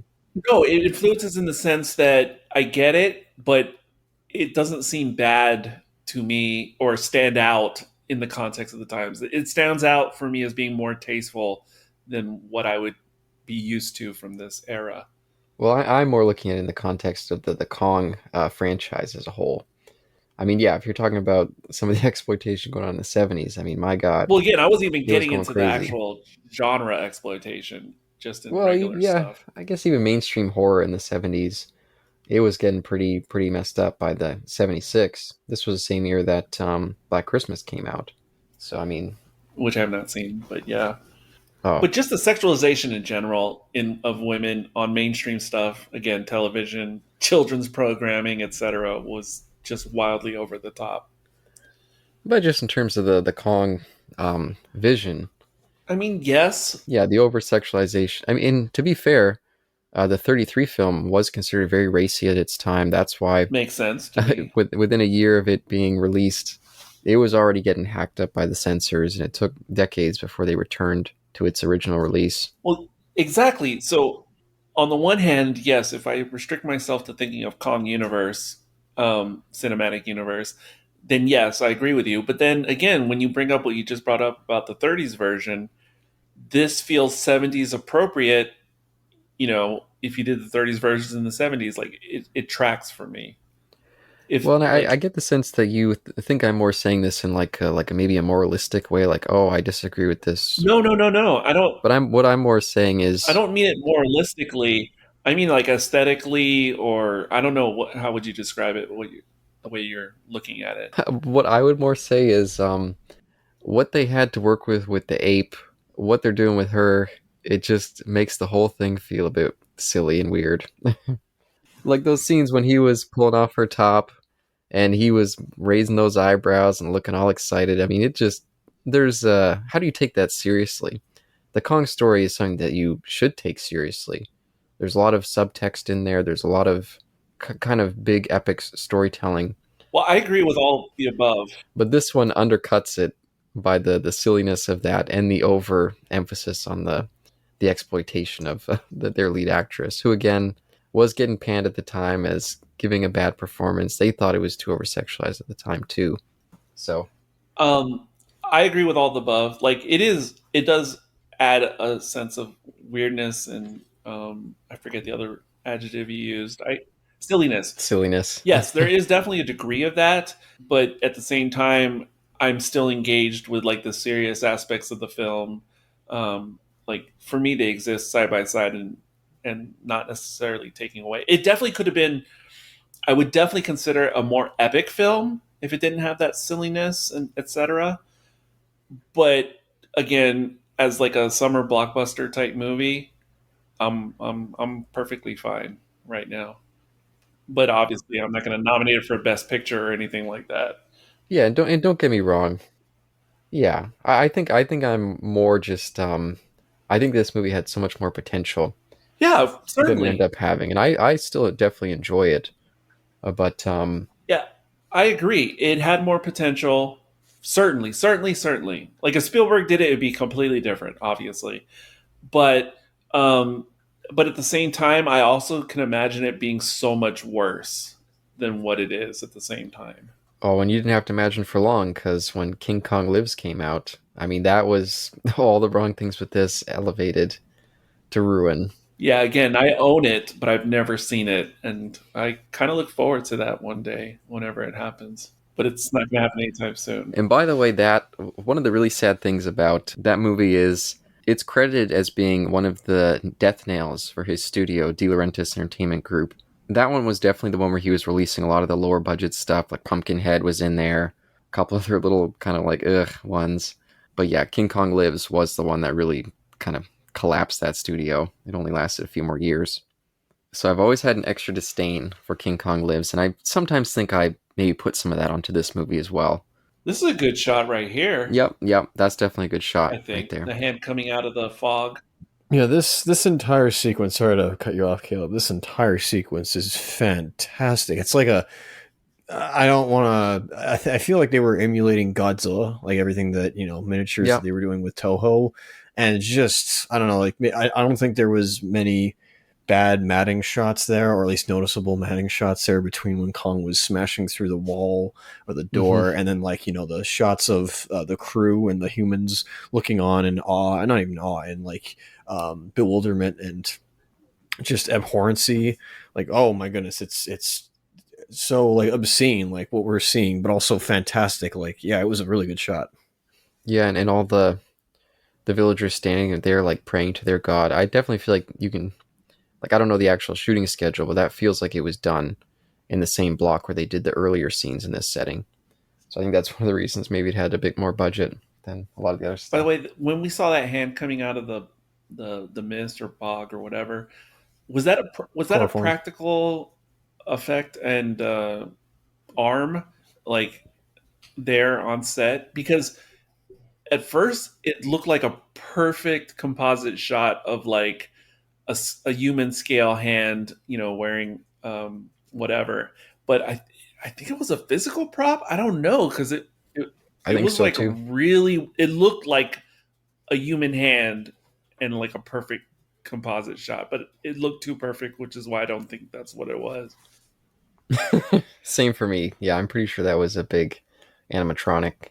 And I love the views of this ship right now because I've never seen this type of tanker ship up close and It's like from these points of view massive. before. Yeah, It's I've only seen fantastic. cargo ships in film and whatnot. He's playing backgammon right there. love that. Yeah. The first backgammon set I ever learned to play on looked practically identical to that one he has right there.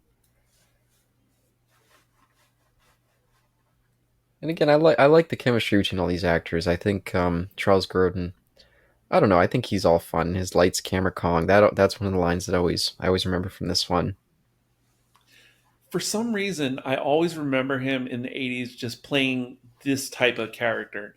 I mean, just a little bit manic, a little bit zany. Like, I can't Yeah, remember the specific movies he was in, but he always was like this weirdly comic relief type, like kind of like Gene Hackman playing Lex Luthor, except toned down compared to that. Like, and he also looks like he's a 30s cartoon villain, but in a Yeah, 70s like a real person. setting. Yeah, that's And funny. which a lot of things were like that in the 70s, like late 70s, with kids cartoons and stuff. Like it all seemed like it was stuff from the 30s, but being done in a with a 70s aesthetic. Hey, maybe that was the nostalgia of the time, the 30s. I I don't think know. honestly though, I think that's on point. I think that's really what it was. I've had this discussion with Isaac and etc. Like, you know, just like there's a fetishization of the 80s or whatever. And certainly in the 70s, there was predominantly fetishization of the 50s, but there's tons of movies that did that for the 40s, etc. Um, yeah, and it just makes sense to me There's that because Yeah, and I line, by the guess. way. Oh, what line? There was that line that Beast tried to assault you.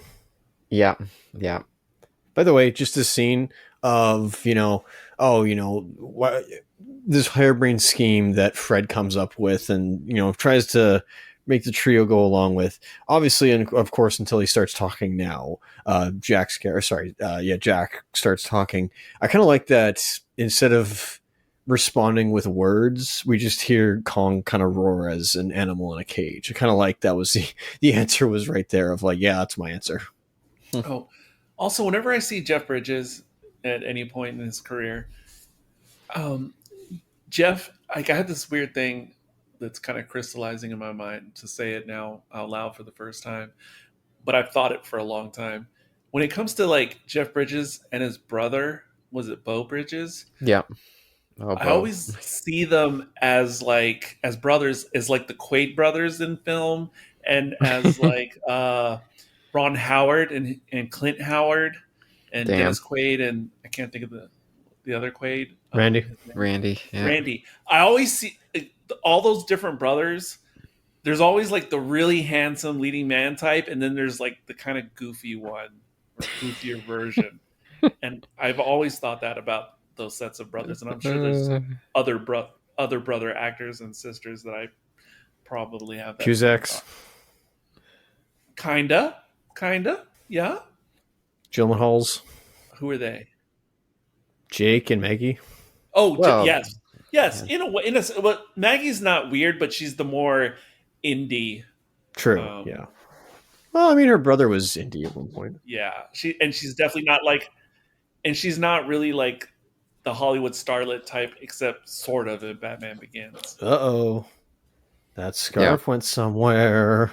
Hopefully not. Oh, would you look at that?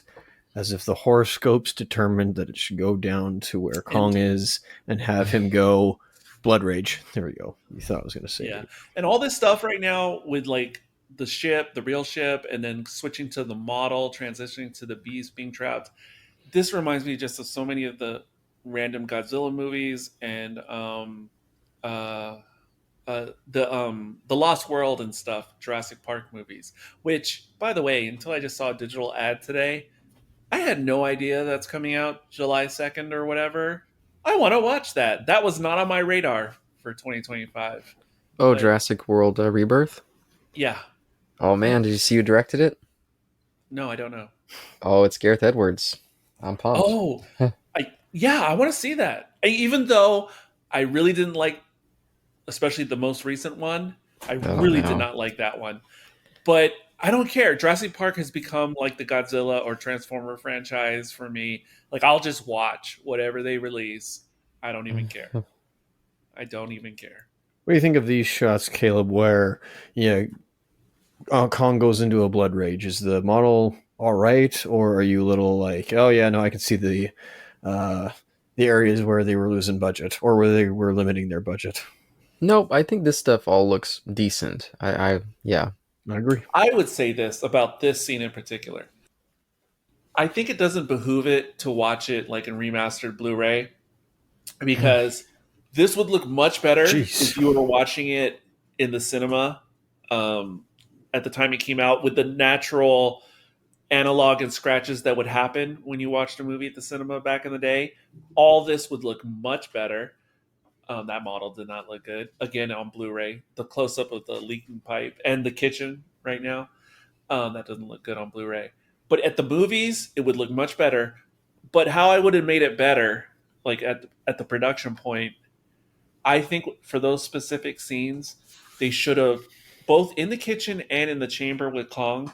They should have slowed down the frame speed just a little bit, and they should have added just a little bit of some type of fog or that what is that effect that they overused in the 70s and 80s when they like diffuse the light and it makes that weird misty kind of appearance, which is actually annoying in a lot of movies.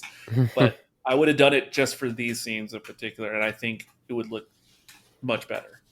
Hey, look, there's a Kong expressing look there that didn't look too bad. It had a more natural look. Yeah, I agree. Agree. Something that was less, stimulated by eroticism and more contemplative, almost like a familiarity that he hasn't seen before, or at least that he's returning, of course, and the one that kind of got away. I can't help myself from geeking out when they show those extended shots. When you see the I don't know what it's called, but where the ship section behind her is, when they show it clearly, where you can see the no smoking. Um, because I'm obsessed with Oh, scale, that was bad. Not just Yes. with miniatures, because I'm obsessed with scale, not just in miniatures, but like in real life in a way. I am so fascinated with just this ship and those. I don't know if it's four decks above that we see, and just in real life, I'm fascinated by ships this large and things this large, and I always think about these real world ships when I try to imagine Star Trek vessels being real, and just the idea of a vehicle that is literally as large as a multi-story building. I can never Yeah, stop that's thinking just about crazy. that in my free time. Yeah, it's like a star destroyer size, but it's possible to be, existing. Yeah, one This is a time, great. Go ahead. no, quickly. One time when I was in the military, I got to go on a an army transport ship because the army has ships too, like the navy does. It wasn't as nearly as massive as this or anything, but it was a ship that had like four levels below the deck for storage and transport. And I was just like, my brain was exploding because I was walking through it and I was like, this is like four football fields on top of each other, like inside this ship, which was relatively small on the outside. And I'm sorry, that stuff just blows my mind. Go ahead, Isaac. What were you going to say? Yeah, I think this is a good scene where, again, he saves her, and they just give a look, and the costume doesn't look cheap. Yep. And yeah, it's just either he's tired or there's just like, this isn't going to work. But he treats her as a person. And so it's almost like, man, there's scenes to this where this whole movie where you could cut some stuff out, like obviously maybe do this may not work, but like cut to close-ups of his eyes during the, you know, maybe when the suit's not looking too Oh, great.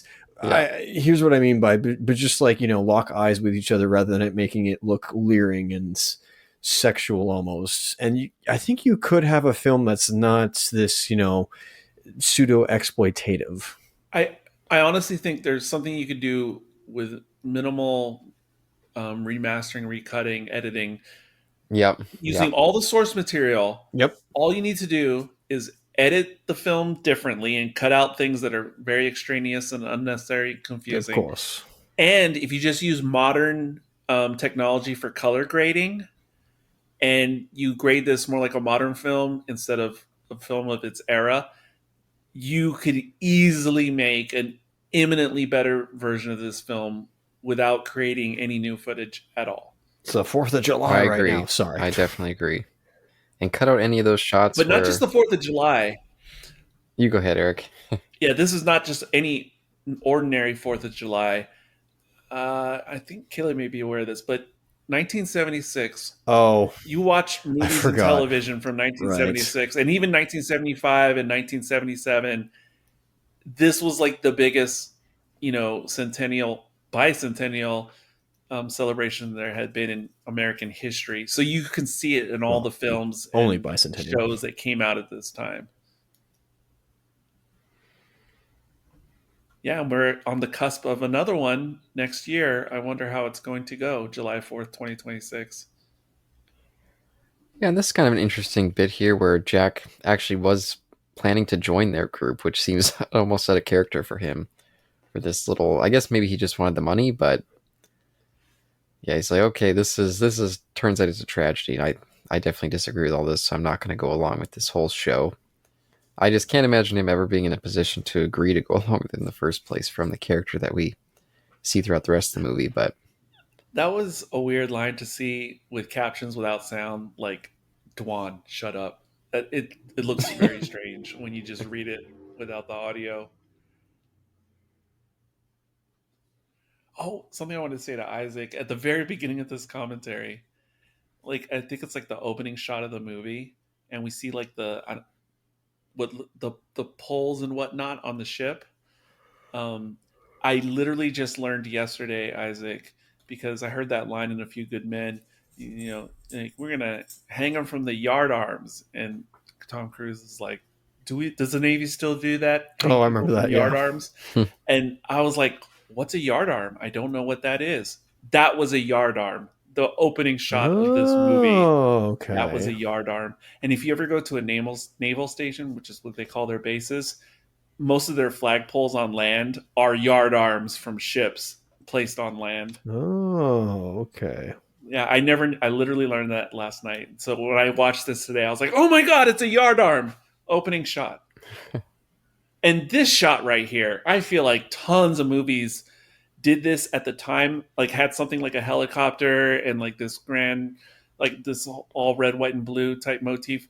Tons of things that were made in this year did this, and movies that were made in the 80s and 90s but were set in the late 70s would recreate this, or even like Captain America, the first Avenger. You know, yeah, and I was thinking of Apocalypse Now had a somewhat yes, similar moment. yeah, Oh, exactly, yeah. exactly. I always think of like the bands that play like in the early Superman movies, because again, everything was like that at the time. Well, by the way, I wrote this in my notes and I just saw it, and I can't remember when it came up, but I remember that someone in this said some guy in an ape suit. Do you guys remember what moment that was? Yeah, I remember that was so it was Jack was we see a shot. This is after she's been taken. Lang's character's been taken. He's like, that's no, a man in an ape suit. Oh, that took And her. Yes, yeah, that took her. little meta reference. This visual right here is a million percent nuts, by the way. I always love this. By the way, I thought this was so cool. I think that's, well, not now, but earlier I think it might have been a model, the thing for the gas pump. And by the way, this is exactly what all the gas pumps looked like in my life up until around 1989-ish is when the more modern, not the current day modern, but the more modern than this version. Where when I used to fuel up the car when I was like 6, 7 for my dad, that's what the fuel pumps all look like with the analog numbers and everything. And they didn't have an automatic stop. Yeah, and by the way, even without knowing a lot of the context of like the fuel crisis or even knowing much about oil industries when I was a little kid, the fact that they would pull out Kong from the image of a gas pump always really stuck with me in some sort of special way as a kid.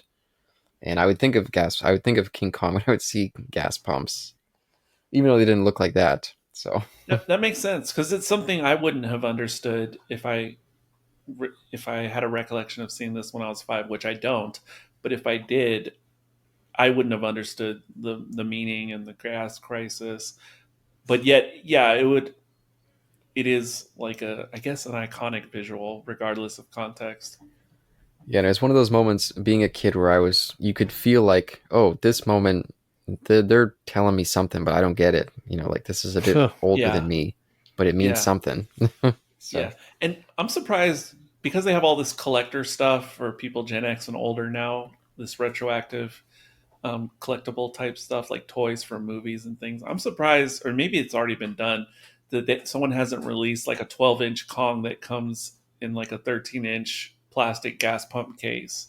oh, hmm, I feel like people of a certain group would eat that up as a collectible. he's pissed.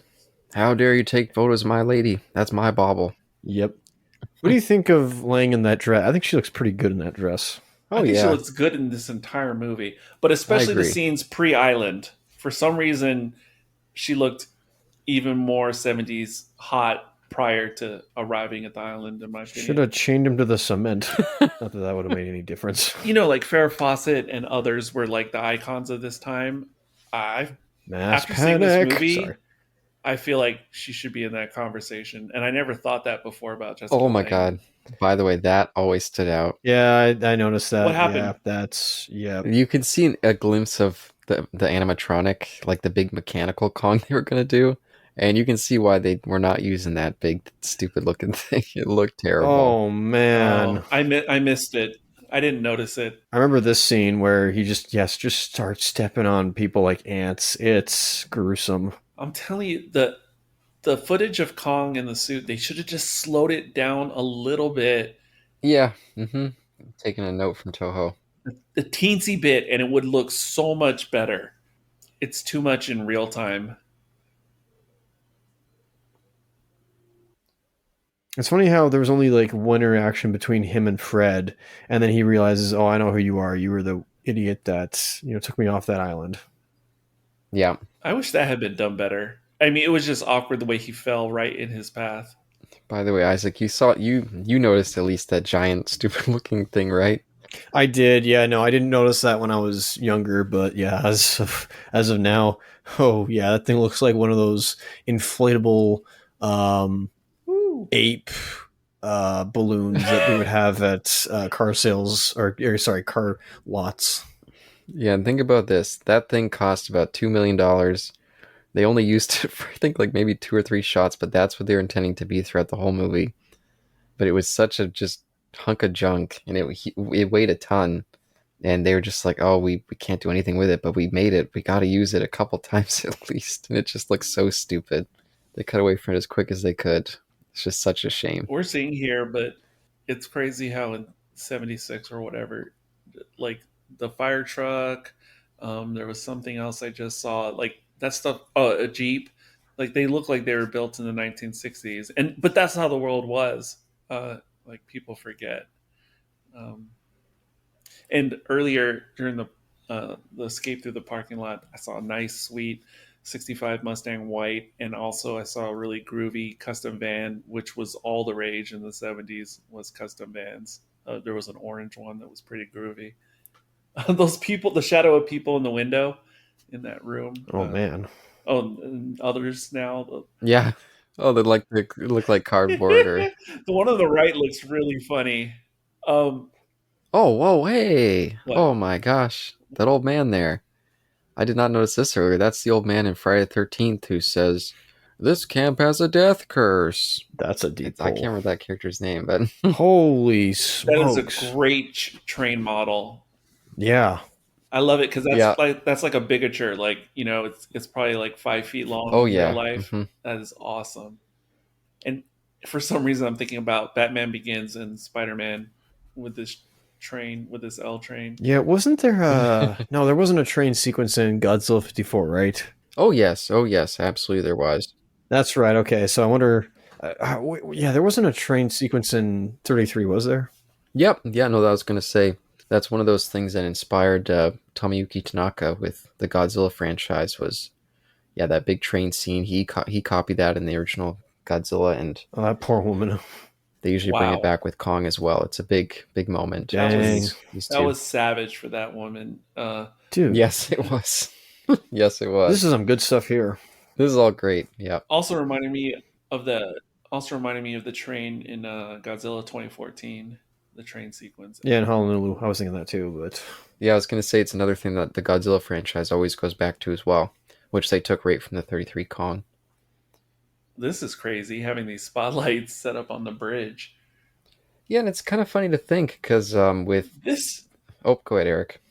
I don't know what bridge this is in New York, but it looks very much like the same one in Godfather Part One.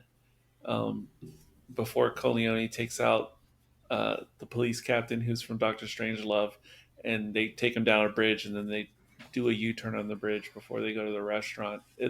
I don't know if it is, but it looks like the same bridge. Oh, but I was gonna say for the original '54 Godzilla, because they wanted to do the same thing that the '33 Kong did with like using the stop motion and Yeah, stuff, but it was just too much. They thought it'd be easier to do the guy in the suit. It's probably. funny that King Kong turned around and did the same thing with this remake. Oh, we're gonna try to do a more expansive, more special effects, but oh, all we can really afford is a guy in a suit in the end. So following now they're following the tail of Godzilla. God, if they had made a Harryhausen Godzilla film or that type Harryhausen technique, whoa, that would be Oh, wow, out of this world. Something it's else. so sad. Something else. They almost did it too. They almost did it in the '80s, the American remake. I would. Oh, that, So sad that didn't happen. this looks like some Hollywood set, the street level where they're at. Not just this scene, but the prior part as well. Oh, and by the way, I always maybe not when I was a kid, I don't know, but I've always coming back to it now. This whole Twin Towers bit, it always feels a little bit like it's a little bit thrown in. Like, okay, they did a little bit of setup earlier, but it becoming such a big deal at the end didn't really feel like they had enough a build for that. What do you It's mean? almost like in Ghostbusters with the crossing the streams bit, where it's like, oh, we mentioned it early in the movie, but the fact that it becomes such a big deal at the climax doesn't really feel like it was built to. Um, you have to like. Why does it feel thrown in this movie in particular? Because I didn't have an opportunity to rewatch this section earlier. Well, it's just like he looks up and he sees the two buildings. He's like, wait a minute, that looks familiar. I swear I've seen that before. Oh yeah, yeah, And yeah, then eventually he's like, oh, Kong's going to go to there because he's seen it before too. yeah, yeah, yeah. I was like, I don't know. Somehow that always weirdly made sense for me because now I remember the reference in the movie. Um, A, because of the reference in the movie. B, because it was clearly the highest point in Manhattan at the time and the world, really. Came from a shot previously. I wish I was quick enough to mention it, but yeah, that shot on the Skull Island. I liked how Jack's looking at it, and it's just a real. I know it's a model shot or not a model shot, but it's a set. It looks really good. I don't know. It evoked like a Mm-hmm. weird Lost World feel, or just something like really caught me by its like beauty and like scenery. I'm just picturing Rick Baker in that costume, just waterlogged, trying to walk around in that soaking thing. Do you think that's a reference to King G versus King K? Oh, that's funny. I don't know. It's a good point. Probably not, but just I don't know, with just the electricity. Oh, and I guess there is a Franken Kong as well later, but I guess we'll get to that I don't even know what that at is. some point. Frank and Yeah, Kong. we'll get to there. We'll get to that. Oh man, that's a deep pull. Oh, it just for you, Eric, because the original, I'm pretty sure it's the original King Kong Godzilla, where it was originally going to be King or Godzilla versus Frankenstein, Uh huh. and so in that one, they made King Kong like powered by electricity, or at least I think that's what it was. I'm always confused by that bit. Wait, in the King Kong, I mean Godzilla Frankenstein movie? Yeah, in the Godzilla Frankenstein movie, Frankenstein was going to be powered by electricity, and so they transferred that onto King Kong, I Oh, believe, okay. where he gets like Okay. super powered. Okay. And then in one of these other King Kong movies, yeah, he also gets the Frankenstein treatment, but we'll get to that one of these days. Okay. Okay. Honestly, I'm generally okay with all the special effects we've seen in this movie. And the only parts that I don't like are the. I like this actually. That was a cool moment. That was actually really Yeah, cool. I like that. evoking some lost world. The composite shots of the World Trade Center are the only ones that I find especially egregious in terms of special effects in this movie. Really? Not Yeah. all the terrible matting when he's holding Dwan up. That's the stuff that's bad. That stuff was bad, but I could go with it. I could go with it. Well, I guess that's fair. I don't know. I thought those other shots are pretty cool. Oh, the old world, like the old fashioned payphones and desk phones and the push buttons. Oh man, it gives me a lot of weird nostalgia.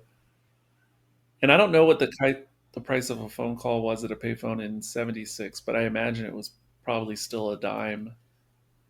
By the way, those are some stylish lens flares coming off the light and then coming off the phone. Those like starry lens flares. Those are Yeah. cool. I think it's because they're using anamorphic lenses in the movie. Well, I'm pretty certain that's why it's happening. Yeah, it looks cool. But yeah, getting the military involved. This is the part of the movie where it starts to feel like it's a little bit plotting. And did you feel the same, Isaac? Did you say plotting with a Watching D? this earlier. Yeah, plotting. Yeah, I'm exactly. just plot driven rather than character driven. Oh no, I more meant it's starting to feel like it's dragging on a little bit. Like dilly dally. Exactly. Yeah. Oh, we got another customer in here, Well, I don't know as it pertains to this film in particular. as big as a hand. I love this shot, by the way. What you're describing bothered me in Jurassic Park: Lost World and King Kong 2005. Oh, Jackpot. kind of looks like Mr. Ed at times in this. I don't know. Mr. Ed the horse. The horse. I Yes. don't even. I have to look at Mr. Ed again. I can't. Oh, okay. I see a little bit of a horse feature. Okay. Yes. I never thought of that before, but it just came to me. Because this bar has like this lower level staircase, and because it's set in ground, it just all I can think about is the Cheers bar from the television show. Huh. It reminds me of it so much. And everybody knows Kong's name there. Yeah. Oh man, we still have horse-drawn carriages like that in San Antonio for tourists, but it's been a big issue like in recent years because of animal cruelty, etc. So it may not be a thing for very much longer in my city.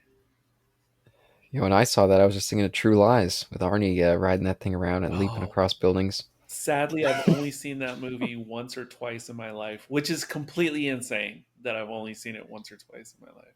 Yeah, I remember when we did it, when we covered it, you said it was the first time you watched it. I was quite surprised.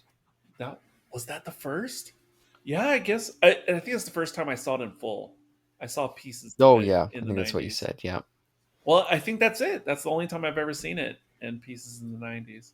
Oh, that kind of truck on the left, that's like a 6 ton.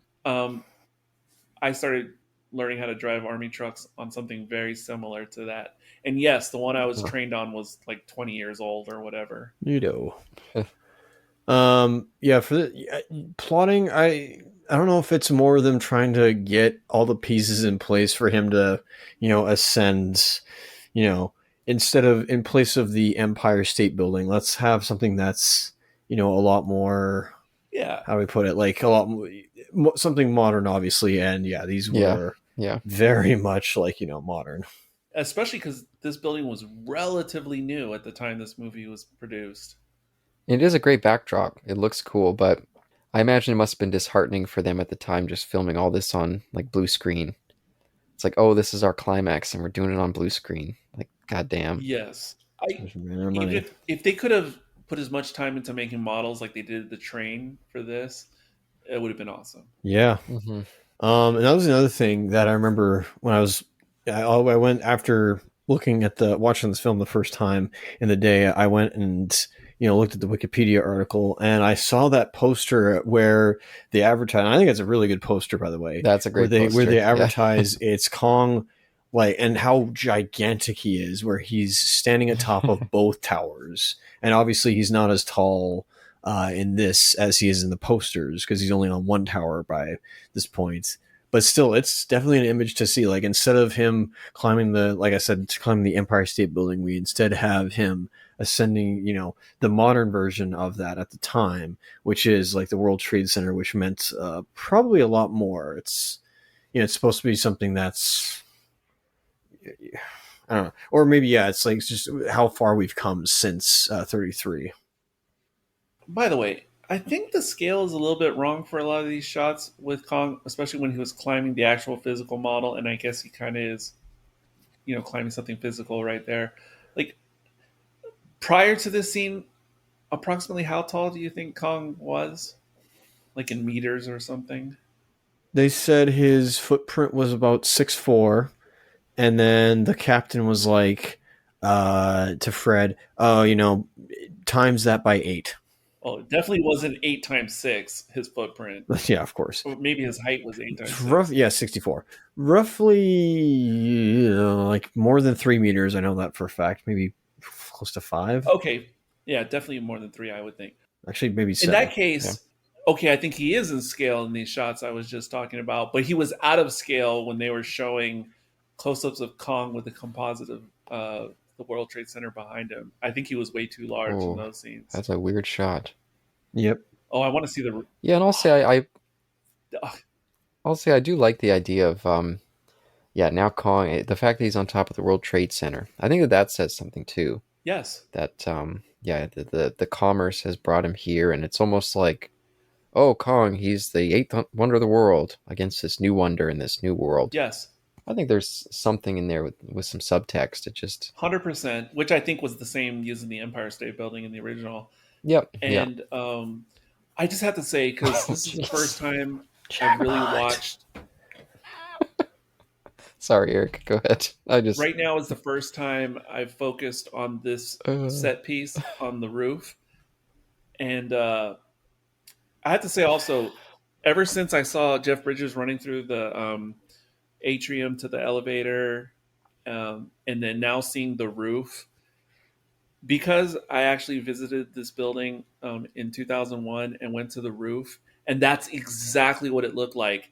And Kong is on, because there was the two towers, obviously, but he's specifically on the one that tourists were able to access the roof because it was only on one of the towers, and he's on it, and it looks exactly the same as it looked when I went in 2001. And I have to say, because of 9/11 and everything, it's making this movie a different experience, especially because I've actually been to where Kong is standing right now. hmm.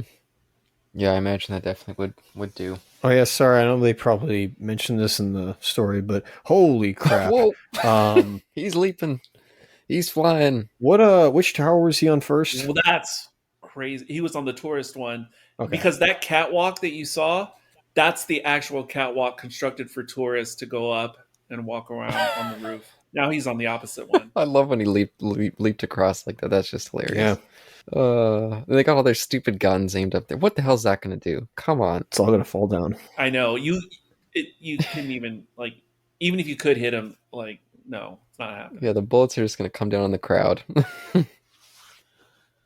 And I do love all these shots of Jeff Bridges in there, and he's like, "You assholes, you fascists." It's just funny. He's like the embodiment of Kong. He's got this very animalistic look to him.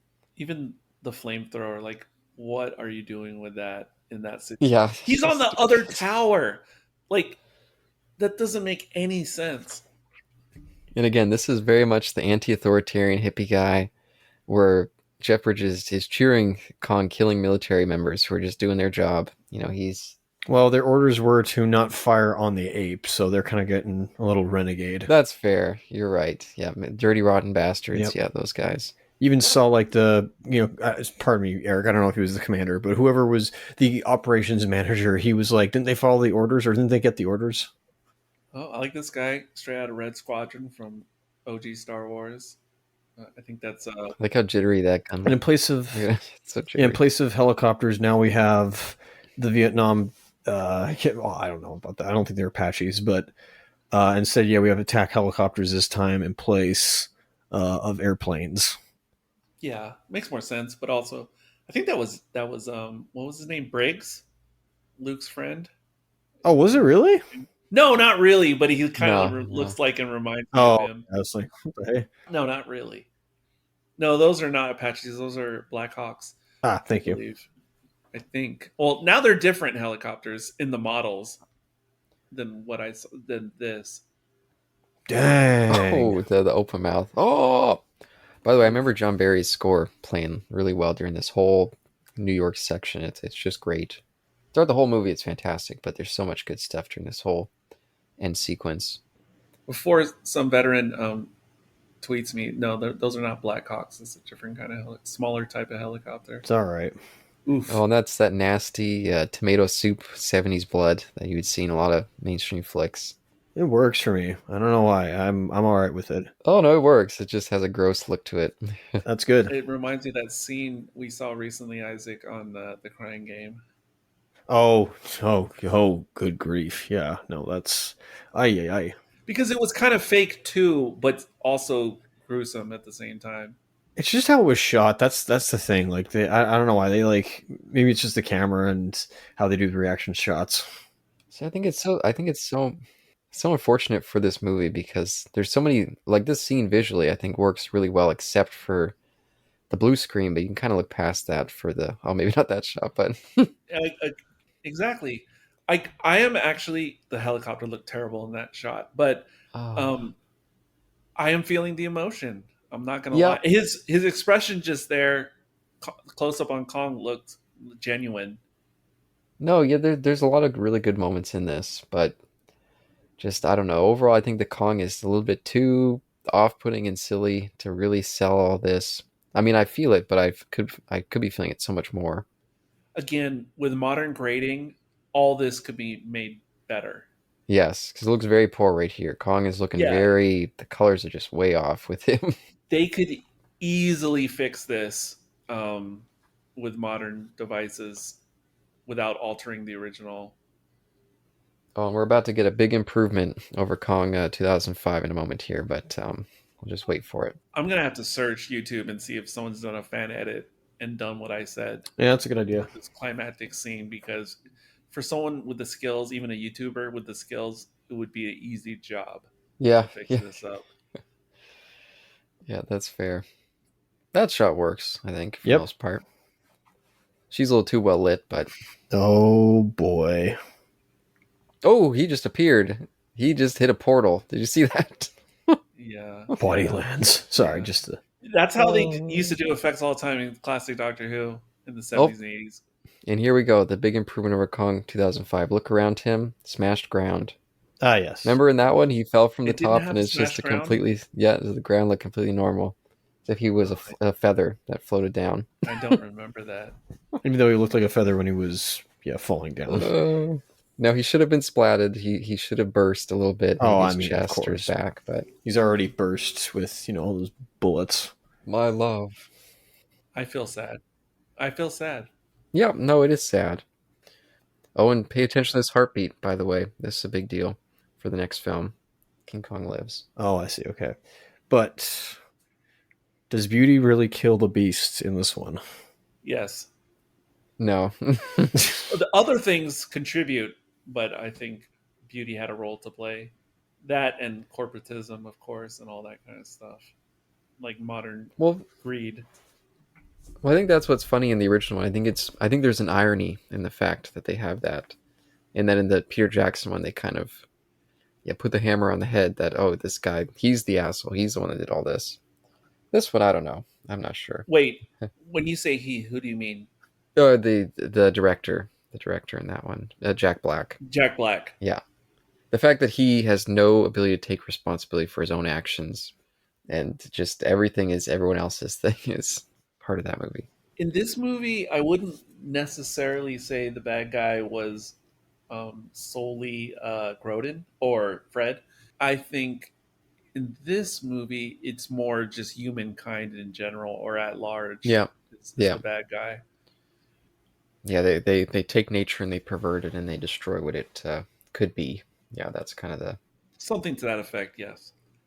But this whole moment here, I never really understood. I still don't. Vincent Price with the carnation.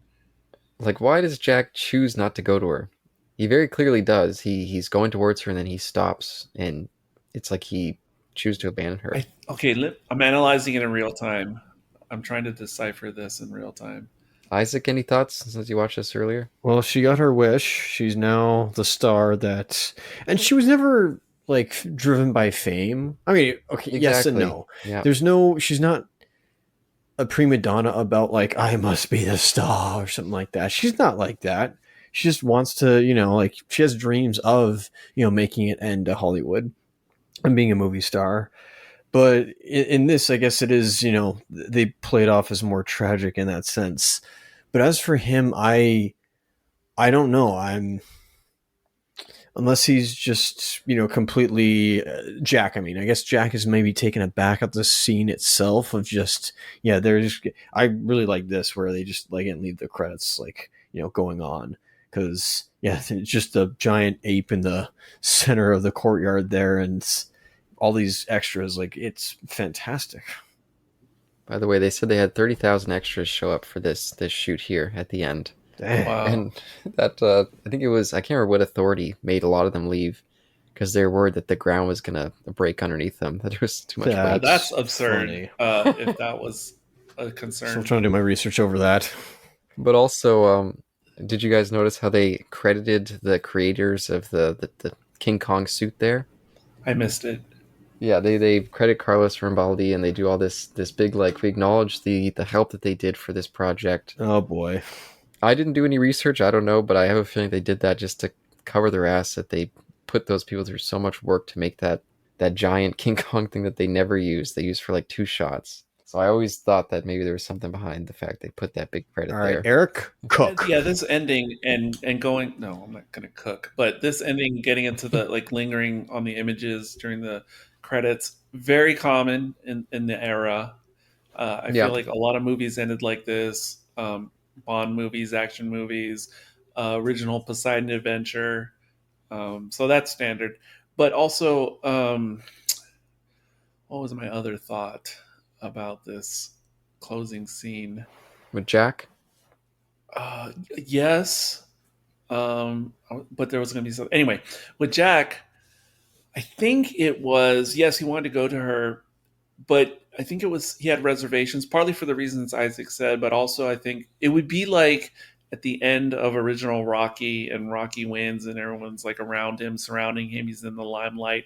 And it would be like if Adrian, in an alternate version of that movie, of that story, she suddenly realized, oh my God, he is like the center of everything now. And if Adrian had felt, oh, you know what? I don't actually want to be a part of the spectacle.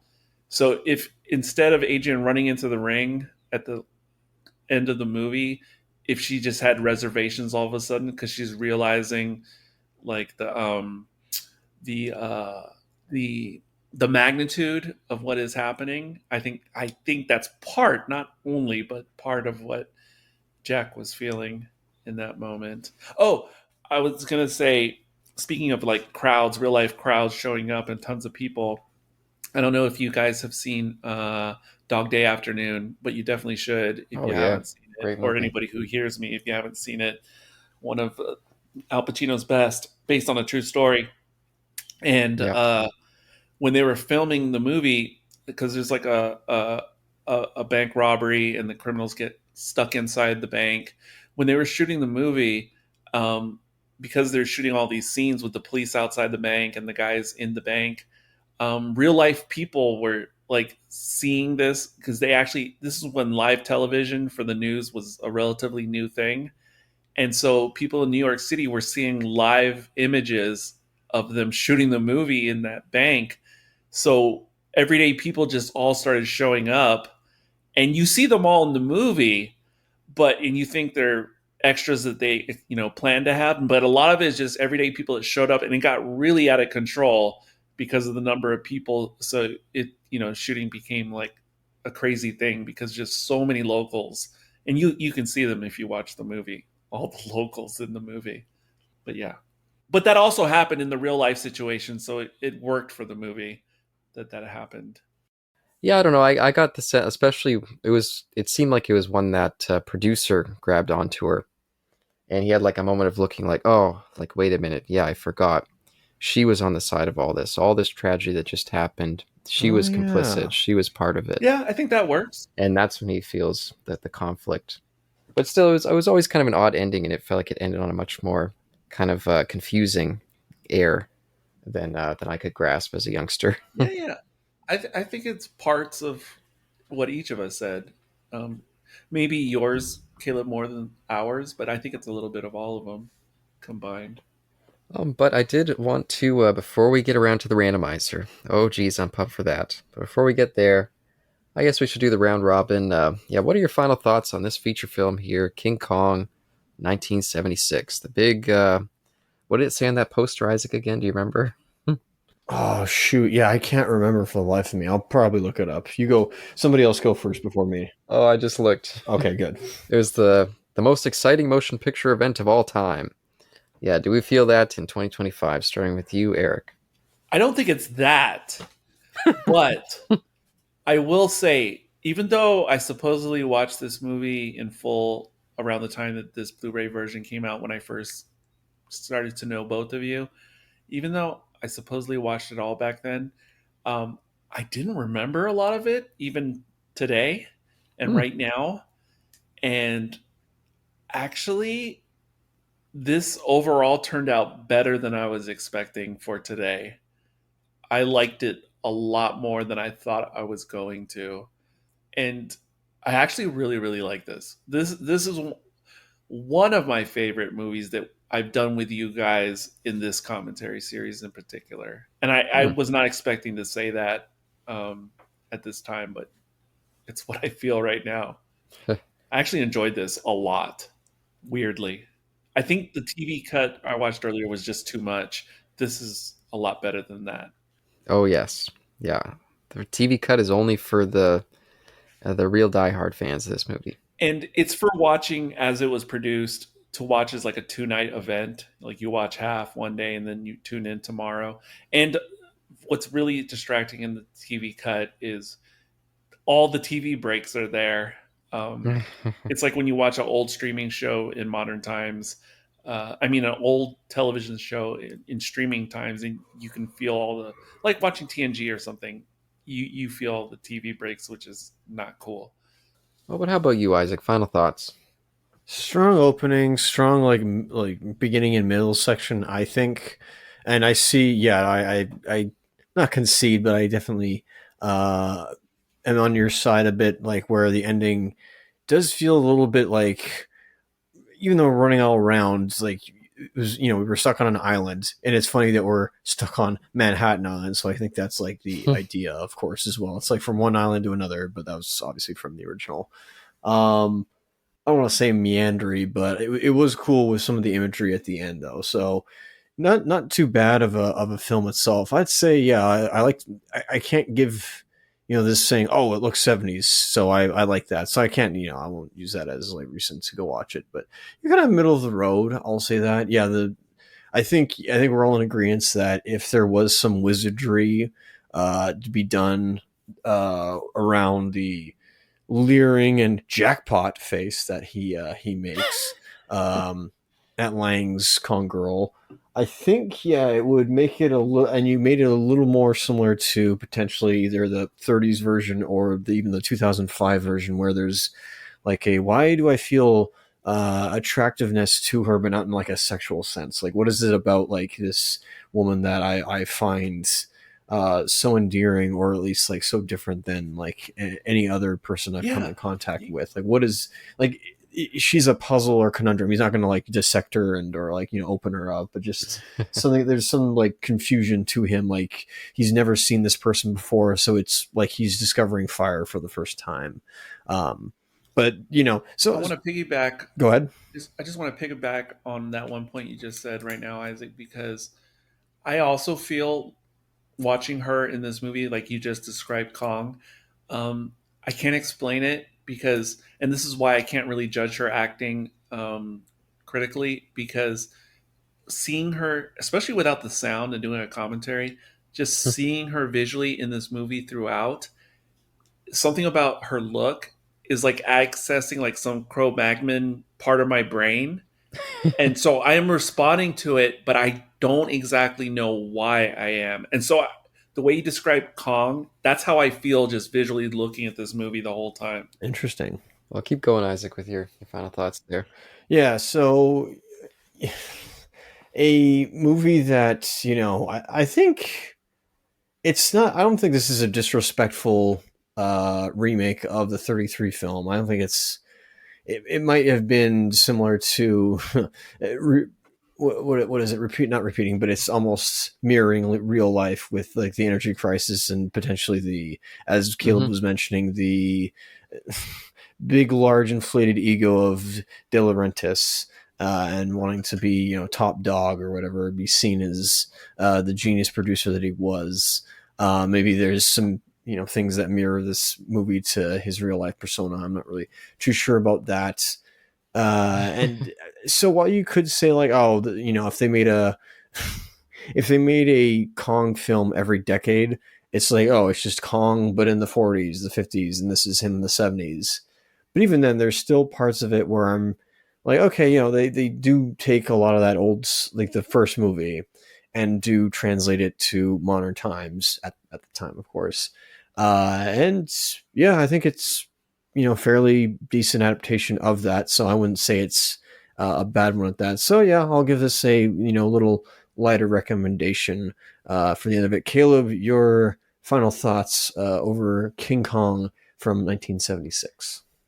Oh man, I was really excited to get to this one. This movie has always been a big deal in my life. It just in general, actually, all the Kong movies. I mean, I was so excited for that Peter Jackson one, and just the Kong is one of those the underlying story of that original Kong is one of those ones that just feels like such a like an ageless story.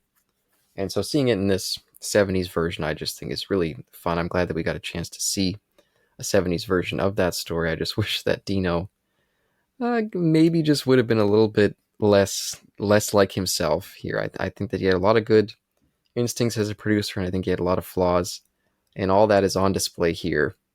I think overall, it's probably more flawed than like I don't know if I can give this a very hearty recommend, especially for new people coming to it. But as a movie that I've grown up with and returned to many times over the years, it just has such a charm to it for me. But analyzing it, especially, you can definitely see the very clear flaws to it. But I'll continue to go back to it. I'll always enjoy it, and yeah, just a fun movie overall is what I'd say. Yeah, I wouldn't recommend this movie to general audiences of modern day who had never seen it. But if you care about King Kong or the kaiju genre, or just if you're like new to film studies and you haven't watched mainstream big budget movies from the 70s, in that case, then I would highly recommend it specifically to those crowds. Um, and the other thing I was thinking, what I think would have made this movie perfect in 76, Caleb, is if you had got Robert Wise to direct this movie and gave him the similar instructions of motion picture and say, like, go for a subdued acting tone a la 2001, this movie could have been an out of this world masterpiece if you had the right chemistry like that behind the scenes. But yeah, that's a fantasy right there. Yeah, and it just occurred to me because when Isaac was saying like, oh, if we can get like a Kong story every decade, that makes me think of another 30s adaptation that was made this actually the same year, Stars Born, 1976. Yeah, yeah, yeah. That's very similar. Where that story I feel like is just ageless. You could just keep doing it, and every time you'd get that same powerful story just done in a slightly different flavor. I really do feel like that's true to the King Kong story. I completely agree, but I wouldn't. And I agree with the comparison to A Star Is Born. I forget the other famous movie that's been redone over and over like that. But I totally agree, except I wouldn't do it every decade. I would do it Yes, every yeah, approximately like 25, 30 years. I would do it. And I would absolutely sign up for that. I would watch it, etc. yeah, And someone probably will by 2050, 2050, make this movie again. Maybe in 2033, that would be cool. yeah. But will we sign up and like what we're going to be watching next time as we jump over to the randomizer? Oh boy! And just before we do, I will say, because we might get Shin Godzilla next time on on the randomizer, and the only reason I mention it is because did you guys see the Toho trailer that they released on YouTube for the new 4K remaster of Shin Godzilla that they're putting out this year? No, I have not seen that. Yeah, not only are they doing that, but they're re-releasing it in the theater in August 12th, I think, which will, of course, be. I'll have released this long after that point, but if you guys are interested, you can catch that in the theater. Is it just a remaster, or did they actually produce new effects or footage? Yeah, just remastering it in 4K and then Hmm. re-releasing it. And they're going to be releasing a disc at some point. Sure, of course. You have to. So there you go. There's a little bit of Godzilla news, but otherwise, I'll jump into the randomizer and see what we get next time. Initiating system 1. スーパー X2 は第二滑走路へ。スーパー X2 は Working.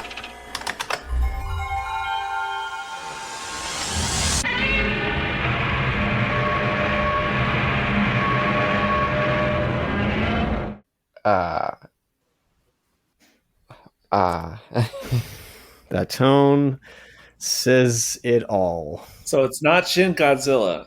No, my jaw is actually on the floor. I when I first saw it, because the way my randomizer is set up, it goes from like 1 to 46 is the number.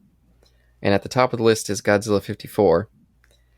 And when I hit the randomize button, I thought something went wrong because Godzilla 54 was still at the top.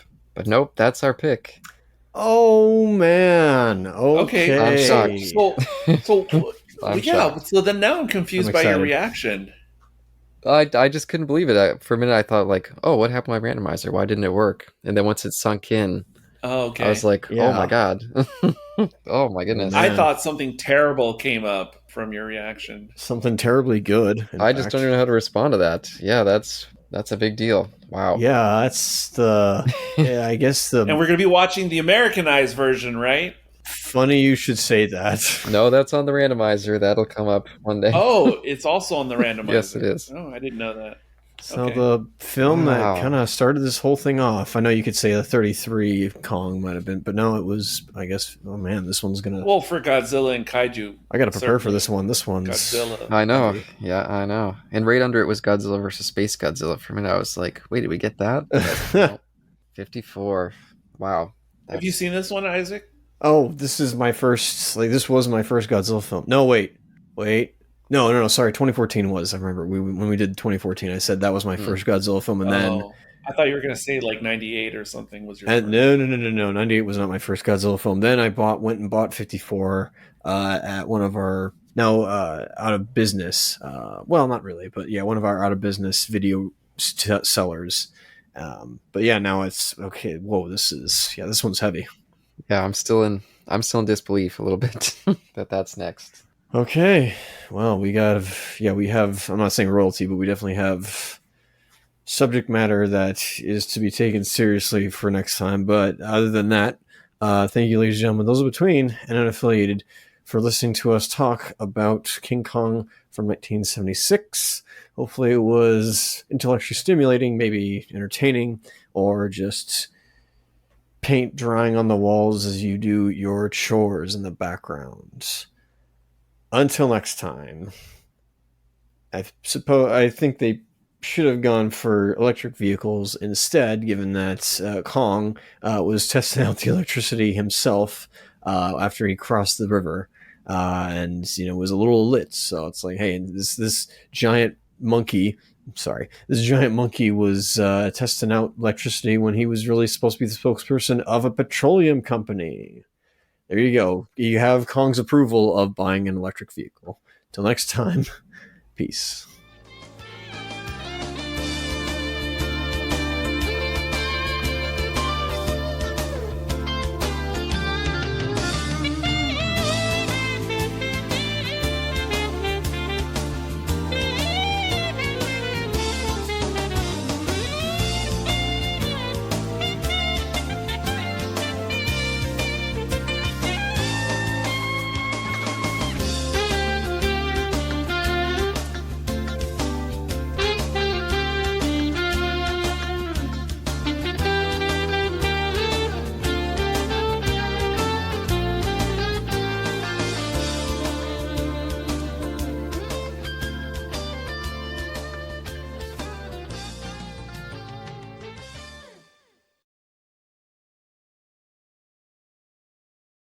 Oh, go ahead, Eric. What were you going to say?